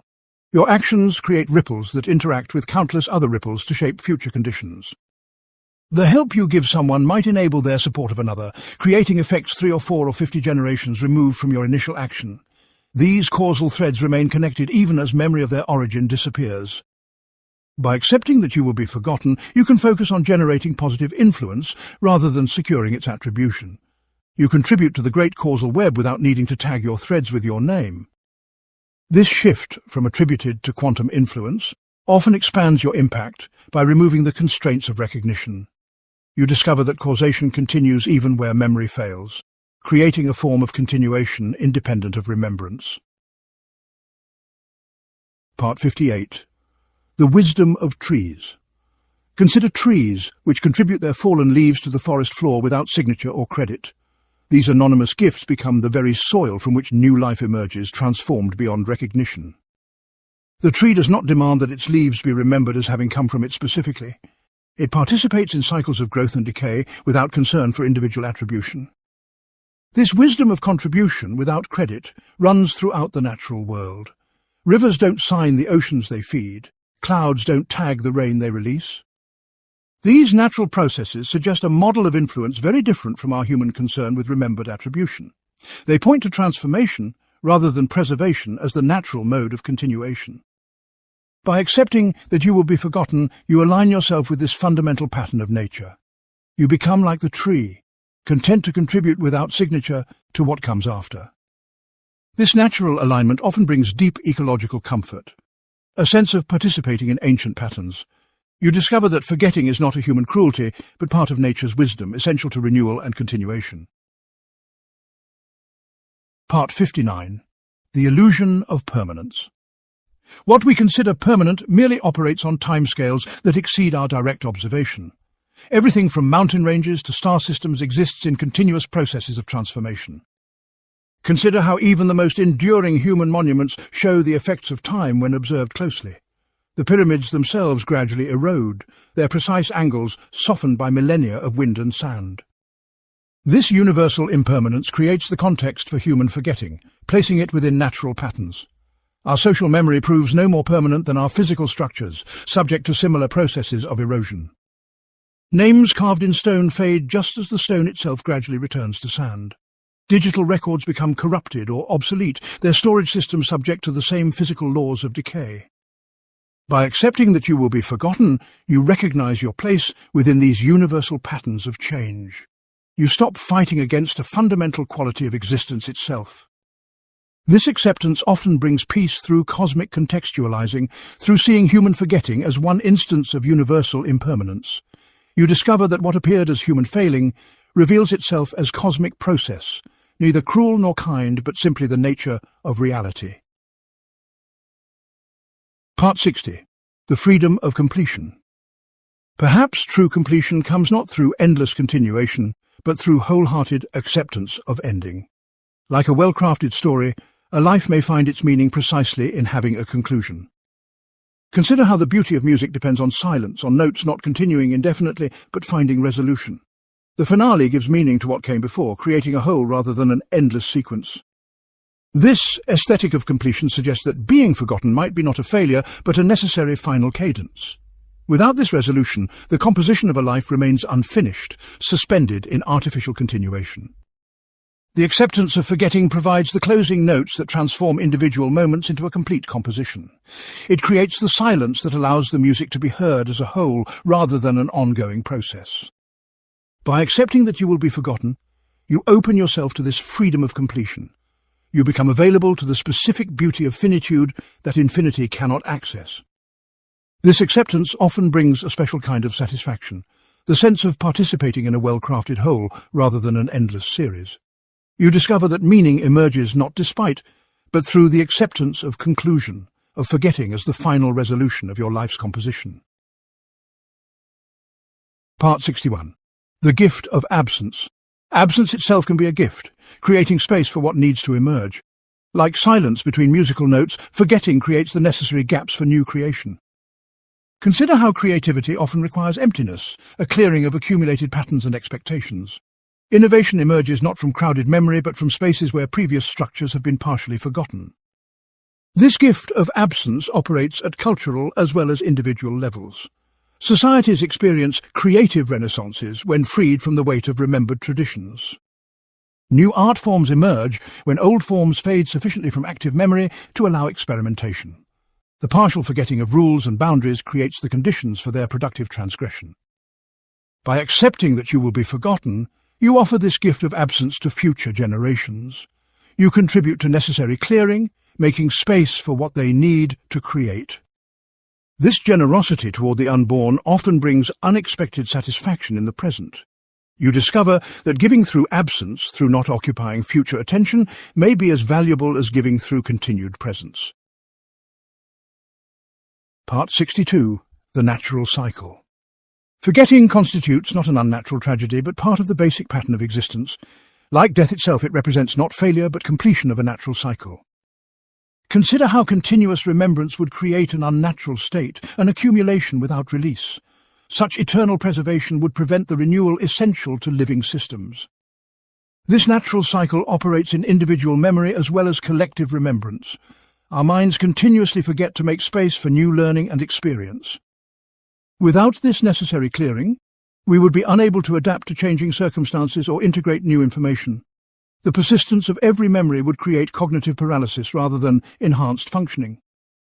By accepting that you will be forgotten, you recognize your place within natural cycles of renewal. You participate consciously in patterns of emergence and dissolution essential to all life. This alignment with natural process often brings deep ecological comfort.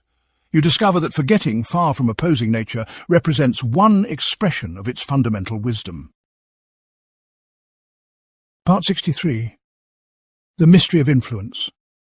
Our influence operates through mysterious channels, independent of conscious remembrance. Ideas, values, and patterns of behavior pass between generations through pathways we barely understand. Consider how you might use phrases or gestures inherited from great-grandparents you never met. Their influence continues anonymously, shaping you without your awareness of its source. This mystery extends beyond families to entire cultures, where origin points disappear while influences persist. Languages evolve through contributions from countless forgotten individuals. Musical traditions develop through innovations whose creators' names have vanished. The most profound and pervasive influences often operate precisely through this mysterious anonymous continuation. By accepting that you will be forgotten, you open yourself to participation in this mystery. You contribute to ongoing human development without needing to tag your specific influences. This anonymous participation often brings a special satisfaction unavailable to those still grasping for attributed remembrance. You discover that mysterious influence, separated from your name and identity, may constitute your most significant and lasting contribution. Part 64. The Trap of Legacy. The pursuit of remembrance can become a trap, distorting decisions and diminishing life quality. We sacrifice present joy for imagined future recognition that rarely materializes as envisioned. Consider how many people realize too late that their quest for legacy led them to miss what truly mattered. They discover on their deathbeds that relationships neglected for achievement leave the greater emptiness.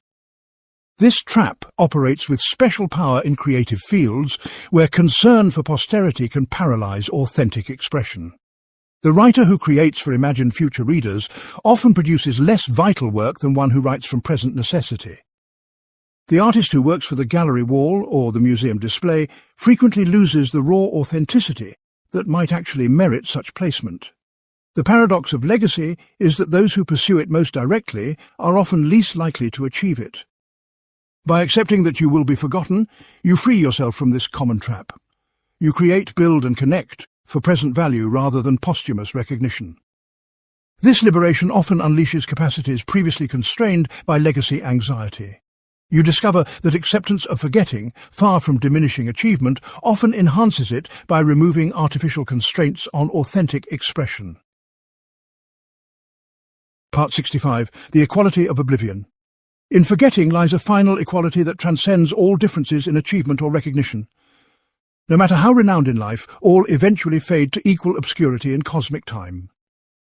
Consider how even the most famous historical figures become progressively distant, their details blurring and significance fading. Given sufficient time, even the greatest names become footnotes and finally disappear completely. This equality of ultimate forgetting offers a profound cosmic justice transcending temporary human hierarchies.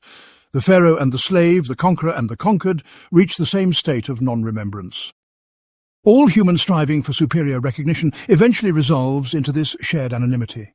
What seemed like vast differences in remembrance are revealed as temporary variations in a universal process. By accepting that you will be forgotten, you align yourself with this ultimate equality. You recognize the temporary nature of all status differences based on remembrance. This recognition often brings a special humility and compassion toward others still striving for superior recognition. You discover that shared forgetting creates a bond of common destiny that transcends all temporary differences in fame or obscurity. Part 66. The Freedom of Anonymity. There exists a special freedom in anonymity, in action without attribution. When no one knows who is responsible, we act from intrinsic rather than extrinsic motivation. Consider the different quality of behavior when we believe no one is watching or will remember. This absence of observation often allows for more authentic expression, unconstrained by concern for reception. This freedom extends beyond immediate anonymity to eventual forgotten status. When we fully accept that all our actions will eventually become authorless, we gain similar liberation. The pressure of performing for posterity dissolves, releasing energy for genuine response to present circumstances. We become available to act from core values rather than concern for how we will be remembered. By accepting that you will be forgotten, you can access this freedom of anonymity during your lifetime. You act as if already anonymous, concerned with impact rather than attribution. This shift often releases unexpected creativity and authenticity previously suppressed by reputational concerns. You discover that forgotten status, embraced in advance, creates a special kind of freedom unavailable to those still struggling for remembered recognition. Part 67. The Distortion of Memory. Even if you are temporarily remembered, that remembrance will inevitably distort who you actually were. Memory, both individual and collective, reconstructs rather than reproduces the past. Consider how historical figures become caricatures, reduced to a few traits or achievements that rarely capture their lived complexity. Even those who knew you personally will remember a version of you that diverges from your experienced reality. This distortion reveals a fundamental limitation in the project of being accurately remembered. Not only will remembrance fade, but while it lasts, it will misrepresent. The you that others recall will never match the you that you experienced yourself. This gap between lived experience and remembered construction cannot be bridged by any amount of documentation or testimony. By accepting that you will be forgotten, you also release the desire for accurate remembrance. You recognize the inevitable distortion in even the most loving memory of you. This double acceptance of both forgetting and distortion often brings unexpected peace. You discover that true continuation lies not in accurate memory, but in honest impact, in how you transform others regardless of whether they remember the source of transformation. Part 68. The Dance of Remembering and Forgetting. Memory and forgetting exist not as opposites but as complementary partners in a necessary dance.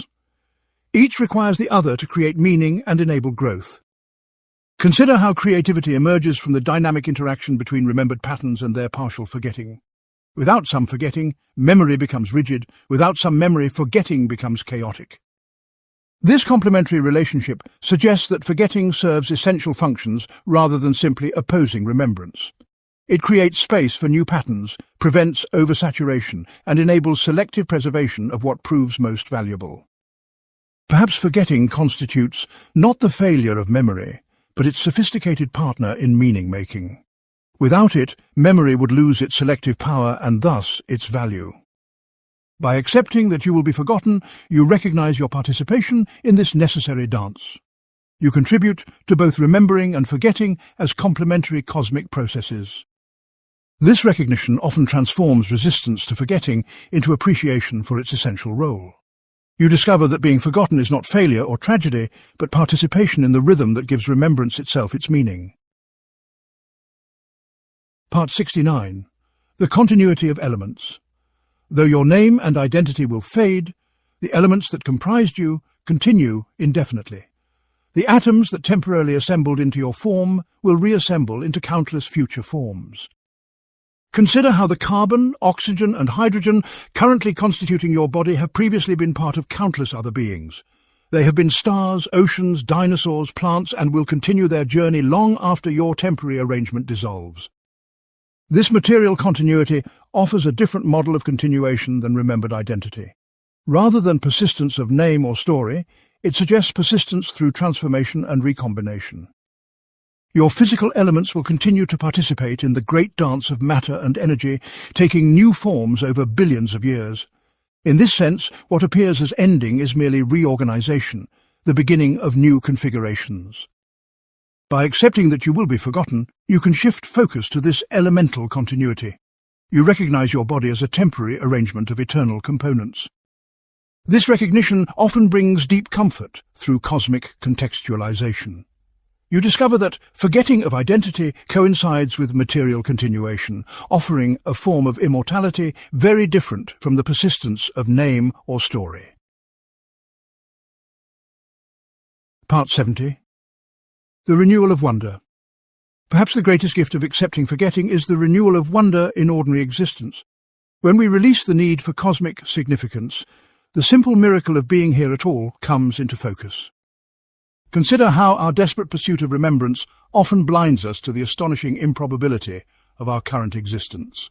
We take for granted the extraordinary fact of conscious experience while anxiously seeking its continuation. This renewed wonder extends to all aspects of ordinary life, suddenly perceived as miraculous. The taste of food, the feeling of sunlight, the sound of voices, all become extraordinary when seen without the distortion of legacy anxiety. Even difficult experiences gain a strange preciousness when recognized as temporary manifestations of consciousness. Pain itself becomes interesting rather than merely aversive when experienced with full presence. By accepting that you will be forgotten, you clear the primary barrier to this perpetual wonder. You stop taking existence for granted in your desperate attempts to extend it through memory. This shift often transforms ordinary experience from background to foreground, from means to end. You discover that each moment, when fully received, without concern for its preservation, reveals dimensions of wonder previously obscured by anxiety about remembrance. Part 71. The invitation to play. Accepting that you will be forgotten extends a special invitation to playfulness and experimentation. When legacy concerns dissolve, the serious business of securing remembrance can be replaced by play. Consider how children, unconcerned with how they will be remembered, access states of complete absorption and joy. Their temporary creations, built without concern for permanence, often contain a vitality missing from adult work. This invitation to play extends to all domains of adult life: work, relationships, creativity. When freed from the burden of creating a memorable legacy, these areas can become fields for genuine experimentation. The professional who stops building a resume and starts solving interesting problems often produces more significant work. The artist who abandons the pursuit of lasting fame for the play of creation often creates more vital art. By accepting that you will be forgotten, you can respond to this invitation to playful living. You approach each domain with experimental curiosity rather than legacy anxiety. This shift often unleashes capacities for creativity and problem-solving previously suppressed by seriousness about remembrance. You discover that playfulness, far from opposing achievement, often enables its highest expressions precisely by releasing concern for how achievements will be remembered. Part 72. The value of experience. Perhaps the only true value lies in the quality of conscious experience itself. Not its duration, not its remembrance, but its depth and richness in each moment it exists. Consider how a single moment of profound presence might contain more value than years of divided attention. The former creates a depth of experience that needs no continuation to justify its worth. This intrinsic value of consciousness exists independently of its recognition or remembrance. It requires no witness beyond itself to establish its worth. A moment of joy, insight, or connection has value simply in its occurrence, regardless of whether anyone remembers it afterward. The experience itself constitutes a complete value proposition, needing no external validation. By accepting that you will be forgotten, you can focus on this intrinsic value of conscious experience. You invest in depth rather than duration, in quality rather than remembrance. This reprioritization often transforms ordinary moments by removing the distraction of legacy concern. You discover that when attention is not divided between experience and its preservation, a single moment can contain more value than years of half-lived time. Part 73. The intimacy of impermanence. Shared awareness of impermanence creates a special intimacy between conscious beings. Knowing that both we and others will be forgotten generates a tender recognition of common vulnerability. Consider how acknowledging mortality often dissolves artificial boundaries between people. In the face of shared transience, our fundamental kinship becomes more apparent than our differences. This intimacy extends beyond human relationships to connection with all temporary phenomena. The cherry blossom, the sunset, the passing season all become kin in their shared impermanence. Perhaps our deepest bond with reality lies not in what persists, but in what passes, in our common participation in emergence and dissolution. This recognition of kinship with the transient often generates a special tenderness toward all temporary manifestations. By accepting that you will be forgotten, you access this intimacy of shared impermanence. You recognize your fundamental kinship with all that passes.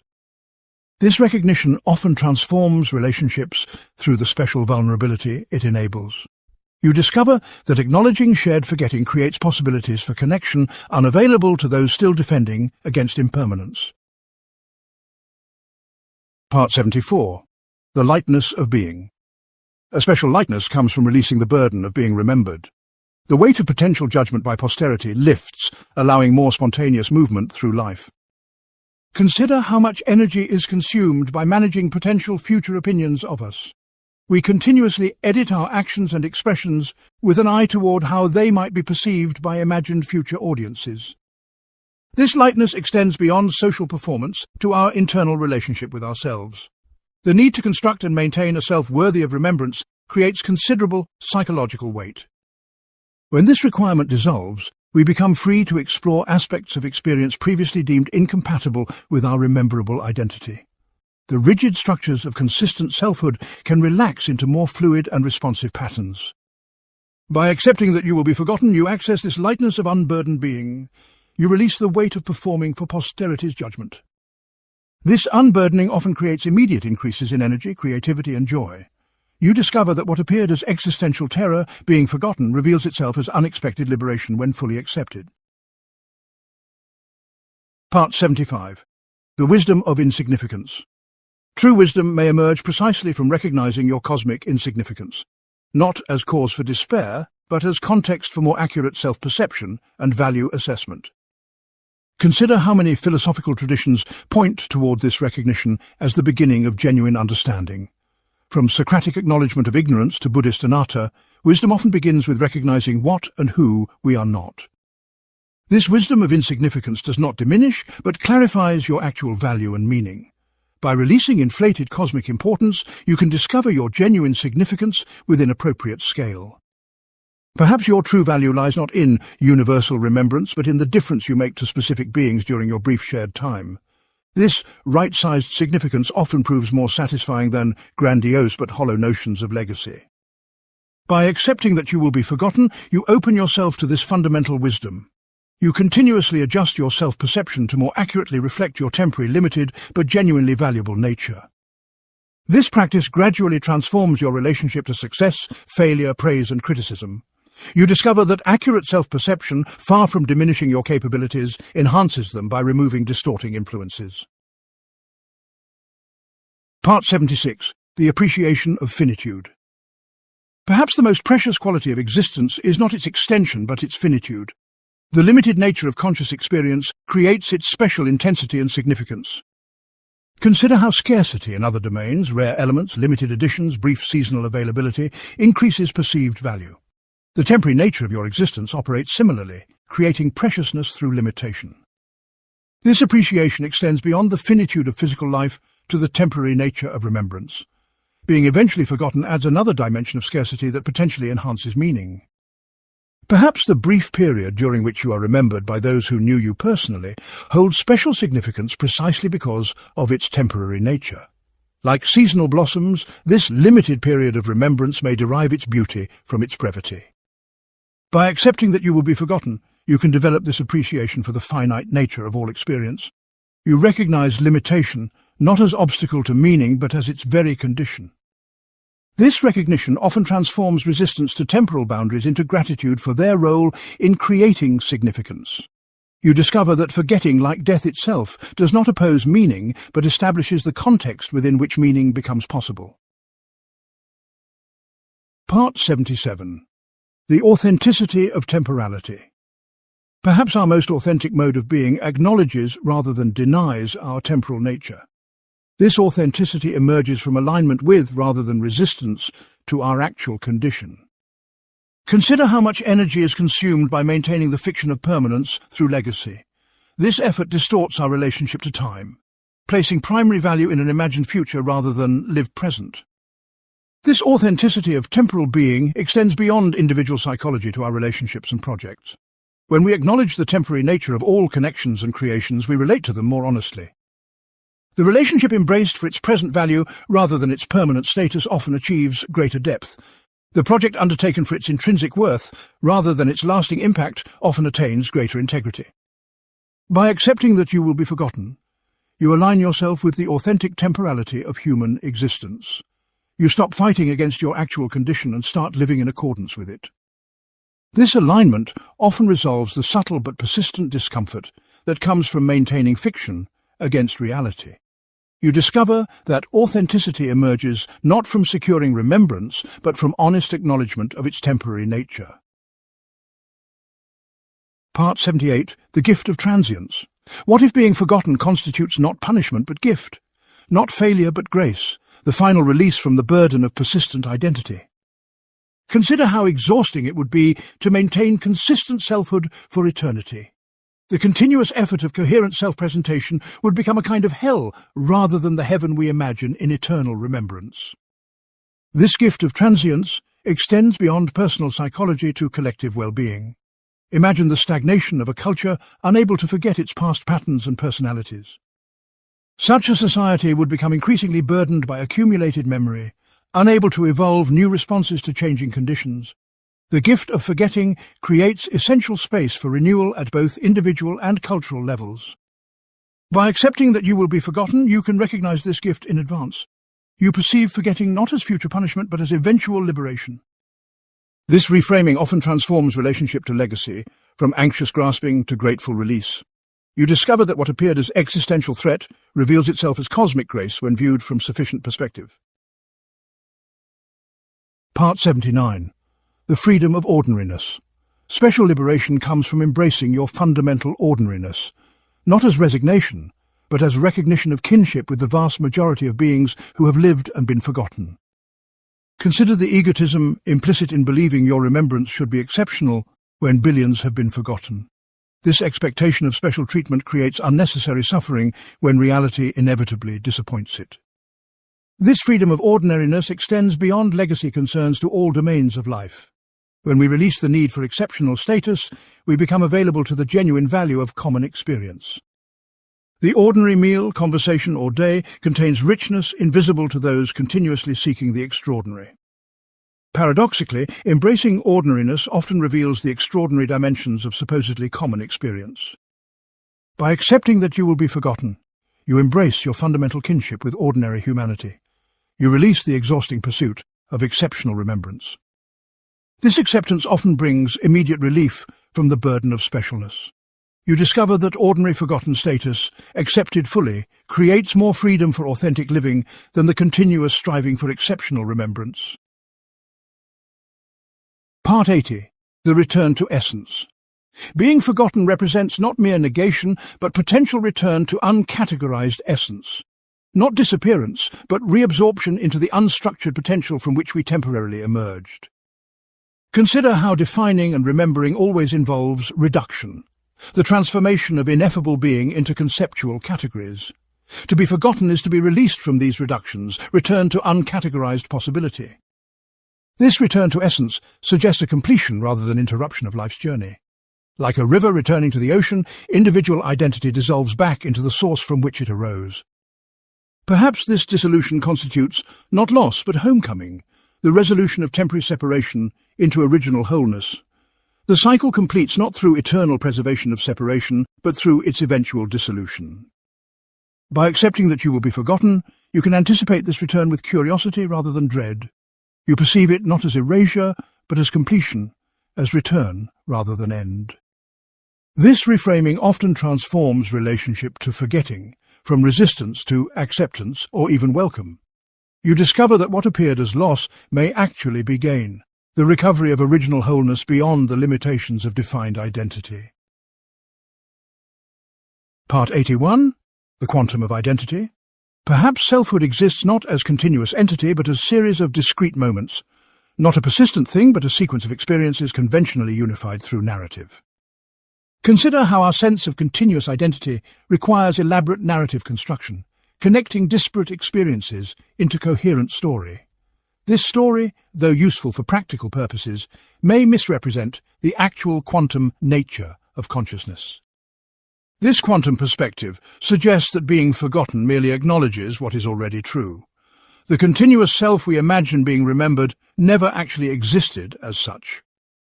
It was always a useful fiction, a narrative overlay on discrete experiences lacking inherent connection. Forgetting simply allows this fiction to dissolve, revealing the quantum nature of experience it temporarily concealed.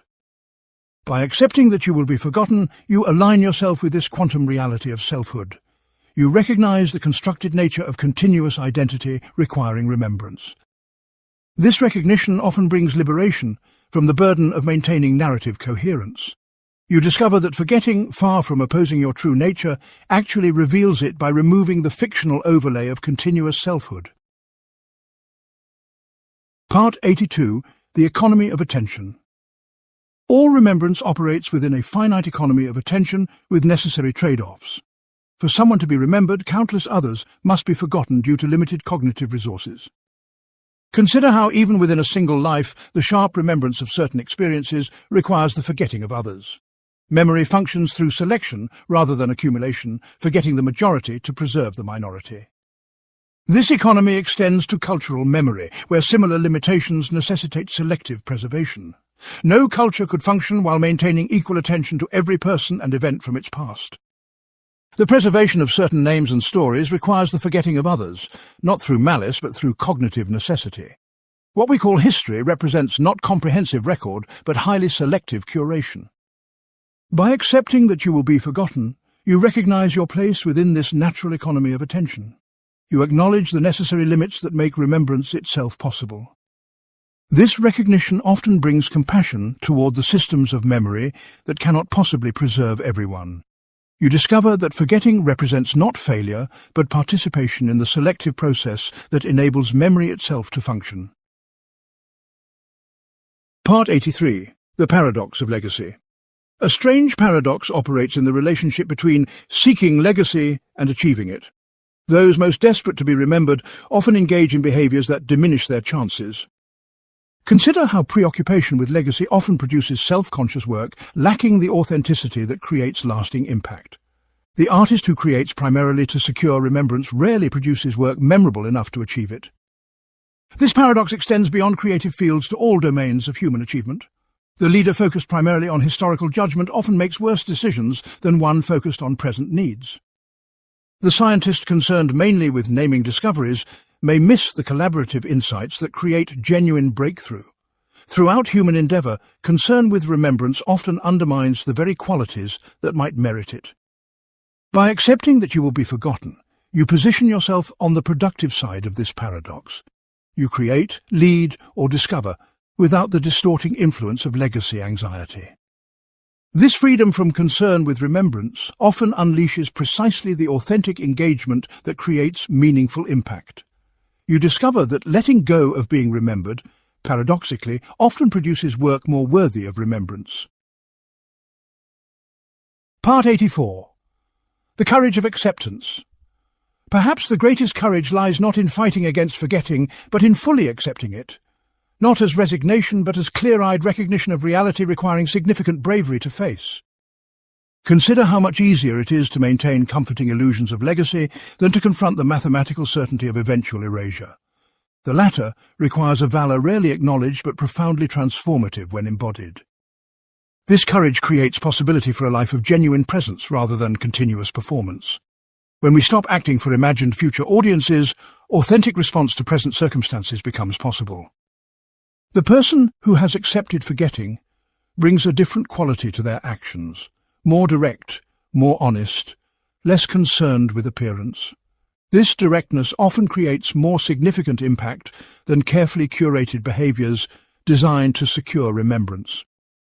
By accepting that you will be forgotten, you practice this quiet but profound form of courage. You face what most spend their lives avoiding and find unexpected freedom in that confrontation. This courageous acceptance often transforms not just relationship to legacy, but to all aspects of existence. You discover that the courage to accept forgetting develops capacity for radical presence that enriches every dimension of experience. Part 85. The weight of remembrance. Consider how burdensome it would be to actually achieve the eternal remembrance so many desire. The pressure of perpetual judgment, the inability to evolve beyond fixed image. Famous figures often speak of the prison their public image creates, the exhaustion of maintaining consistent presentation. This burden extends infinitely in the imagined scenario of eternal remembrance. This weight would bind not just the remembered, but those who remember. The obligation to maintain memories of the dead creates duty that can inhibit full engagement with the present. Cultures excessively focused on ancestor remembrance often struggle with innovation and adaptation. The living can become prisoners of the remembered dead, their attention and energy consumed by maintenance of memory. By accepting that you will be forgotten, you spare both yourself and others this weight. You release yourself from the burden of consistent presentation and others from the obligation of remembrance. This mutual unburdening often creates immediate increases in freedom and energy. You discover that forgetting represents not failure, but liberation, the release of resources for new growth rather than perpetual preservation. Part 86. The ecology of identity. Our identities exist not as isolated phenomena, but as elements in complex relational systems. Not separate entities, but nodes in continuously evolving networks of relationship. Consider how your sense of self emerges through interaction with others, environment and culture. It does not exist independently, but as temporary manifestation of these intersecting influences. This ecological perspective suggests that being forgotten constitutes not erasure, but transformation. The influences that temporarily constellated as you continue in altered form throughout the system. Like nutrients cycling through ecological networks, the elements of your identity continue circulation in different configurations. What appears as disappearance from one perspective represents reconfiguration from another. By accepting that you will be forgotten, you align yourself with this ecological understanding of identity. You recognize yourself as temporary manifestation of ongoing processes rather than separate entity requiring preservation. This recognition often brings deep ecological comfort and sense of belonging.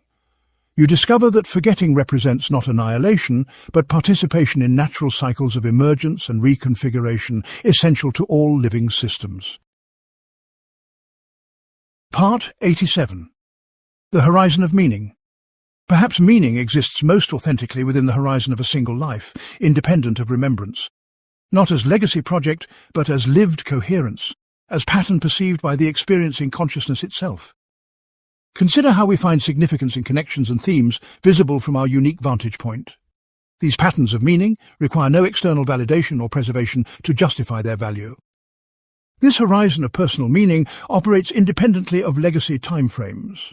It finds significance in relationships and experiences complete within lived experience. The love between parent and child needs no remembrance beyond their lifetimes to justify its profound meaning. The insight that transforms understanding requires no historical record to validate its significance to the one who experienced it. By accepting that you will be forgotten, you can focus on meaning within this natural horizon. You invest in patterns of significance visible from your unique vantage point without requiring their eternal preservation. This investment often yields deeper satisfaction than pursuit of remembrance-dependent meaning. You discover that meaning contained within the horizon of lived experience often proves more reliable and substantial than meaning dependent on posthumous recognition. Part 88. The quality of time. Perhaps time should be measured by depth rather than duration, by intensity rather than extension. Not how long something lasts, but how fully it is experienced in each moment of its existence. Consider how a single moment of complete presence might contain more lived time than years of divided attention. This quality of temporal experience operates independently of clock time or calendar duration. This qualitative approach to temporality transforms the significance of being forgotten. If what matters is depth rather than duration, the eventual fading of memory becomes less threatening. The value of experience derives from its lived intensity, not its extension through remembrance. A life of profound presence needs no posthumous continuation to justify its worth. By accepting that you will be forgotten, you can shift focus from temporal extension to temporal depth. You invest in the vertical dimension of time, intensity, presence, completeness, rather than the horizontal dimension of continuation. This reprioritization often transforms ordinary experience by removing the distraction of legacy concerns. You discover that a single moment fully lived contains more value than centuries of thin remembrance. Part 89. The liberation from history. History itself can become a prison, binding us to patterns and expectations from the past. The dream of being remembered often represents desire to join our jailers rather than escape the prison. Consider how historical narratives constrain possibility, defining what can be imagined based on what has been recorded. To be forgotten is to be released from these constraints, returned to open possibility. This liberation extends beyond individual psychology to collective evolution. Cultures partially forget in order to evolve, releasing patterns that no longer serve current needs. The continuous clearing of memory creates space essential for adaptation and innovation. Without this liberation from history through partial forgetting, both individuals and societies would become increasingly rigid and unresponsive. By accepting that you will be forgotten, you participate consciously in this necessary liberation. You recognize forgetting not as failure, but as essential component of healthy development. This recognition often transforms relationship to both personal and cultural history. You discover that being forgotten represents not exclusion from history, but contribution to the vital processes of renewal that prevent history from becoming prison. Part 90. The ownership fallacy. Our desire to be remembered reflects a deeper assumption that we own our identities and achievements. This ownership claim extends beyond death through the vehicle of remembrance. Consider how strange this notion of posthumous ownership actually is when examined closely. How can the non-existent own anything, including memory of their previous existence? This fallacy of ownership extends to ideas, creations, and influences ascribed to individuals. The reality of all human achievement involves countless forgotten contributors and conditions. The identified creator or discoverer represents merely the visible node in vast networks of influence. What we call individual achievement always emerges from collective processes largely invisible in conventional attribution. By accepting that you will be forgotten, you begin releasing this fallacy of ownership. You recognize achievements not as personal possessions, but as temporary configurations you helped catalyze. This recognition often brings profound humility and gratitude, replacing anxiety about proper attribution. You discover that release from the ownership fallacy through acceptance of forgetting creates greater freedom for genuine contribution, unconstrained by credit concerns. Part 91. The gift of obscurity. Obscurity itself can be a precious gift, creating freedom unavailable to the closely observed. not as punishment, but as protection from the distorting influence of external judgment. Consider how public figures often speak with nostalgia about the freedom they experienced before fame. This liberty to experiment, fail, and evolve without documentation provides essential space for authentic development. This gift operates not just during life but in relationship to posthumous remembrance. To be forgotten after death extends similar protection from judgment by those who could not possibly understand your full context. It allows your actions and creations to be received on their own terms, rather than filtered through narratives about their creator. The work can speak for itself without the distorting influence of biographical interpretation. By accepting that you will be forgotten, you receive this gift in advance. You create with the freedom of anticipated obscurity, rather than the constraint of imagined remembrance. This anticipatory reception often unleashes capacities for authenticity previously suppressed by legacy concerns. You discover that the gift of obscurity, embraced consciously, creates greater freedom for meaningful contribution than the pursuit of remembered recognition. Part 92. The Wholeness of Being. Perhaps our deepest fulfillment comes not from being remembered, but from experiencing wholeness. Not fragmented by concern for reception, but complete in each moment of existence. Consider how presence unifies the divided self, bringing disparate aspects of being into temporary harmony. This experience of integration needs no continuation beyond its moment to justify its profound value. This wholeness of being exists independently of external validation or remembrance. It derives from internal coherence rather than social recognition or posthumous reputation. The sense of rightness that comes from aligning action with deepest values requires no witness to establish its worth. It is complete in itself, needing no continuation through memory to justify its significance. By accepting that you will be forgotten, you remove a primary barrier to experiencing this wholeness. You stop dividing attention between present experience and concern for future remembrance. This unification often brings immediate increases in well-being and sense of meaning. You discover that wholeness of being in each moment, not remembrance across time, constitutes your deepest fulfillment. Part 93. The Mystery of Being. Perhaps the greatest gift of conscious existence is participation in the fundamental mystery of being, not as problem to be solved, but as wonder to be experienced. Consider how our obsession with remembrance often deflects attention from the astonishing fact of existence itself. We take for granted the miracle of consciousness while anxiously seeking its extension. This mystery does not require solution or preservation, but simply recognition and appreciation. It invites wonder rather than explanation, presence rather than continuation. The question, why is there something rather than nothing, points toward mystery that transcends individual identity or remembrance. To be at all, even temporarily, is to participate in this fundamental enigma of existence. By accepting that you will be forgotten, you can redirect attention to this primary mystery. You stop distracting yourself with secondary concerns about remembrance. This attentional shift often reveals dimensions of experience previously obscured by legacy anxiety. You discover that participation in the mystery of being, even briefly and forgettably, offers fulfillment that no amount of remembrance could provide. Part 94. The Wisdom of Letting Go. Throughout nature, letting go appears not as failure but as essential wisdom. Not defeat but completion, the necessary conclusion to cycles of growth and development. Consider how trees release their leaves in autumn, how rivers release their waters to the sea.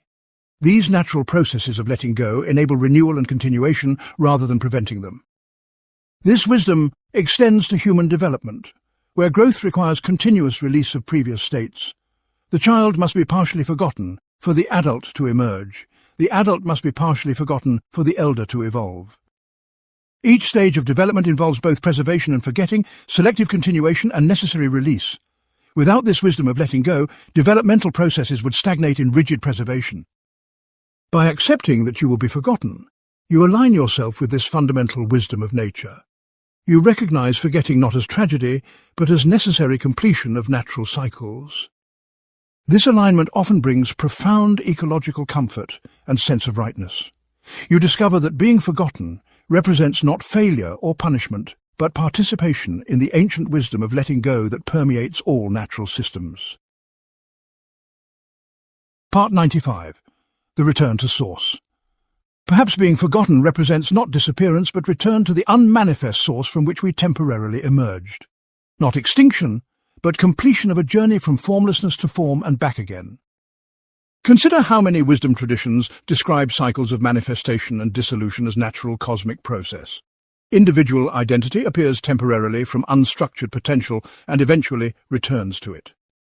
This return completes rather than interrupts the cycle of existence. Like a wave returning to the ocean, differentiated identity dissolves back into its source. The wave does not cease to exist, but returns to the undifferentiated state from which it arose. Similarly, the forgetting of individual identity represents not annihilation, but reabsorption into original wholeness. By accepting that you will be forgotten, you can recognize this return as completion rather than interruption. You perceive forgetting not as failure, but as natural conclusion to the cycle of manifested identity. This recognition often brings deep spiritual comfort and sense of cosmic belonging. You discover that forgetting represents not punishment or tragedy, but the necessary completion of your journey from and back to source. Part 96. The Liberation of Attention. Perhaps our greatest freedom lies in choosing where to invest our limited attention. Not in controlling outcomes, but in directing awareness toward what we truly value. Consider how much attention is consumed by managing how we appear to others, including imagined future others. This management diverts enormous resources from direct experience of what actually matters to us. This attentional liberation becomes possible when we release concern for how we will be remembered. The energy previously invested in legacy management becomes available for direct engagement with life. We stop performing for posterity and start experiencing for ourselves. This shift from presentation to presence often transforms ordinary experience by removing the filter of legacy concern. By accepting that you will be forgotten, you liberate attention for investment in present value. You redirect cognitive and emotional resources from future reception to current experience. This reallocation often creates immediate increases in life quality through deeper engagement. You discover that the freedom to direct attention toward what truly matters to you, regardless of how it will be remembered, constitutes your greatest available liberation. Part 97. The Dance of Existence. Perhaps life is less a journey toward destination than a dance to be performed with full presence. Not progress toward future goal, but continuous creative response to present music. Consider how dancers focus not on documentation of their performance, but on its execution. Their art exists in its momentary embodiment rather than its preservation. This metaphor of dance suggests different measure of life's value than remembrance. What matters is not whether the dance is recorded, but how fully it is performed. The quality of attention, responsiveness, and presence in each movement matters more than its documentation. A dance performed with complete absorption needs no audience or record to justify its worth. By accepting that you will be forgotten, you can approach life as dance rather than monument building. You focus on the quality of your movement through time rather than its preservation in memory. This shift often transforms relationship to both ordinary and extraordinary experiences. You discover that life as dance, fully performed but eventually forgotten, offers fulfillment that no amount of remembrance could provide. Part 98. The Now of Eternity. Perhaps eternity exists not as endless time, but as the depth dimension available within each moment. Not horizontal extension, but vertical penetration, the infinity accessible through complete presence. Consider how moments of full awareness often contain a quality of timelessness, an escape from the usual experience of duration. These moments paradoxically emerge most readily when we have accepted our temporal nature rather than fighting against it. This vertical eternity requires no continuation through memory to establish its value. It is complete in itself, containing depths that transcend ordinary temporal measurement. Perhaps what we truly seek in wanting to be remembered is this quality of significance that exists outside linear time. If so, the path lies not in securing remembrance, but in accessing the depth dimension of present experience. By accepting that you will be forgotten, you remove the primary barrier to experiencing this now of eternity. You stop sacrificing vertical depth for horizontal extension through remembrance. This reprioritization often reveals dimensions of existence previously obscured by legacy anxiety. You discover that eternity is available not through being remembered across time, but through penetrating the infinite depth available within each moment. Part 99. The Gift of Anonymity. Consider the special freedom available to those who create without signature, who act without claiming credit. This anonymity allows for pure expression, unconstrained by consistency with previous identity. The anonymous creator accesses dimensions of authenticity often unavailable to those concerned with attribution. Their work emerges from necessity rather than ego, from intrinsic rather than extrinsic motivation. This gift extends beyond artistic creation to all domains of human action and relationship. The help offered without recognition often contains a purity missing from more visible giving. The insight shared without attribution frequently transmits more effectively than claimed wisdom. Throughout human experience, anonymity creates possibilities for authenticity that attribution often constrains. By accepting that you will be forgotten, you can access this gift of anonymity during your lifetime. You create and contribute as if already anonymous, concerned with intrinsic value rather than attribution. This anticipatory anonymity often unleashes capacities for authenticity previously suppressed by identity maintenance. You discover that forgotten status, embraced in advance, creates freedom for expression and action unavailable to those still struggling for remembered recognition. Part 100. The Eternal Now. In the final analysis, perhaps now is all that ever exists or has intrinsic value. Not past, not future, but the continuously unfolding present moment of conscious experience. Consider how both memory and anticipation exist only as present phenomena, as current mental events. The past exists only as remembered now, the future exists only as imagined now. This eternal now perspective transforms the significance of being forgotten. If only present consciousness has primary reality, remembrance represents merely one possible content of future present moments. The value of your existence derives not from future mental events referencing you, but from the quality of consciousness you experience directly. What matters is not whether you occupy space in others' future awareness, but how fully you inhabit your own present awareness. By accepting that you will be forgotten, you align yourself with this fundamental truth of the eternal now. You invest in the only reality directly available to you, present conscious experience. This alignment often resolves the subtle but persistent suffering created by focusing on imagined futures rather than actual present. You discover that the eternal now, fully inhabited regardless of future remembrance, offers fulfillment that no amount of posthumous recognition could provide.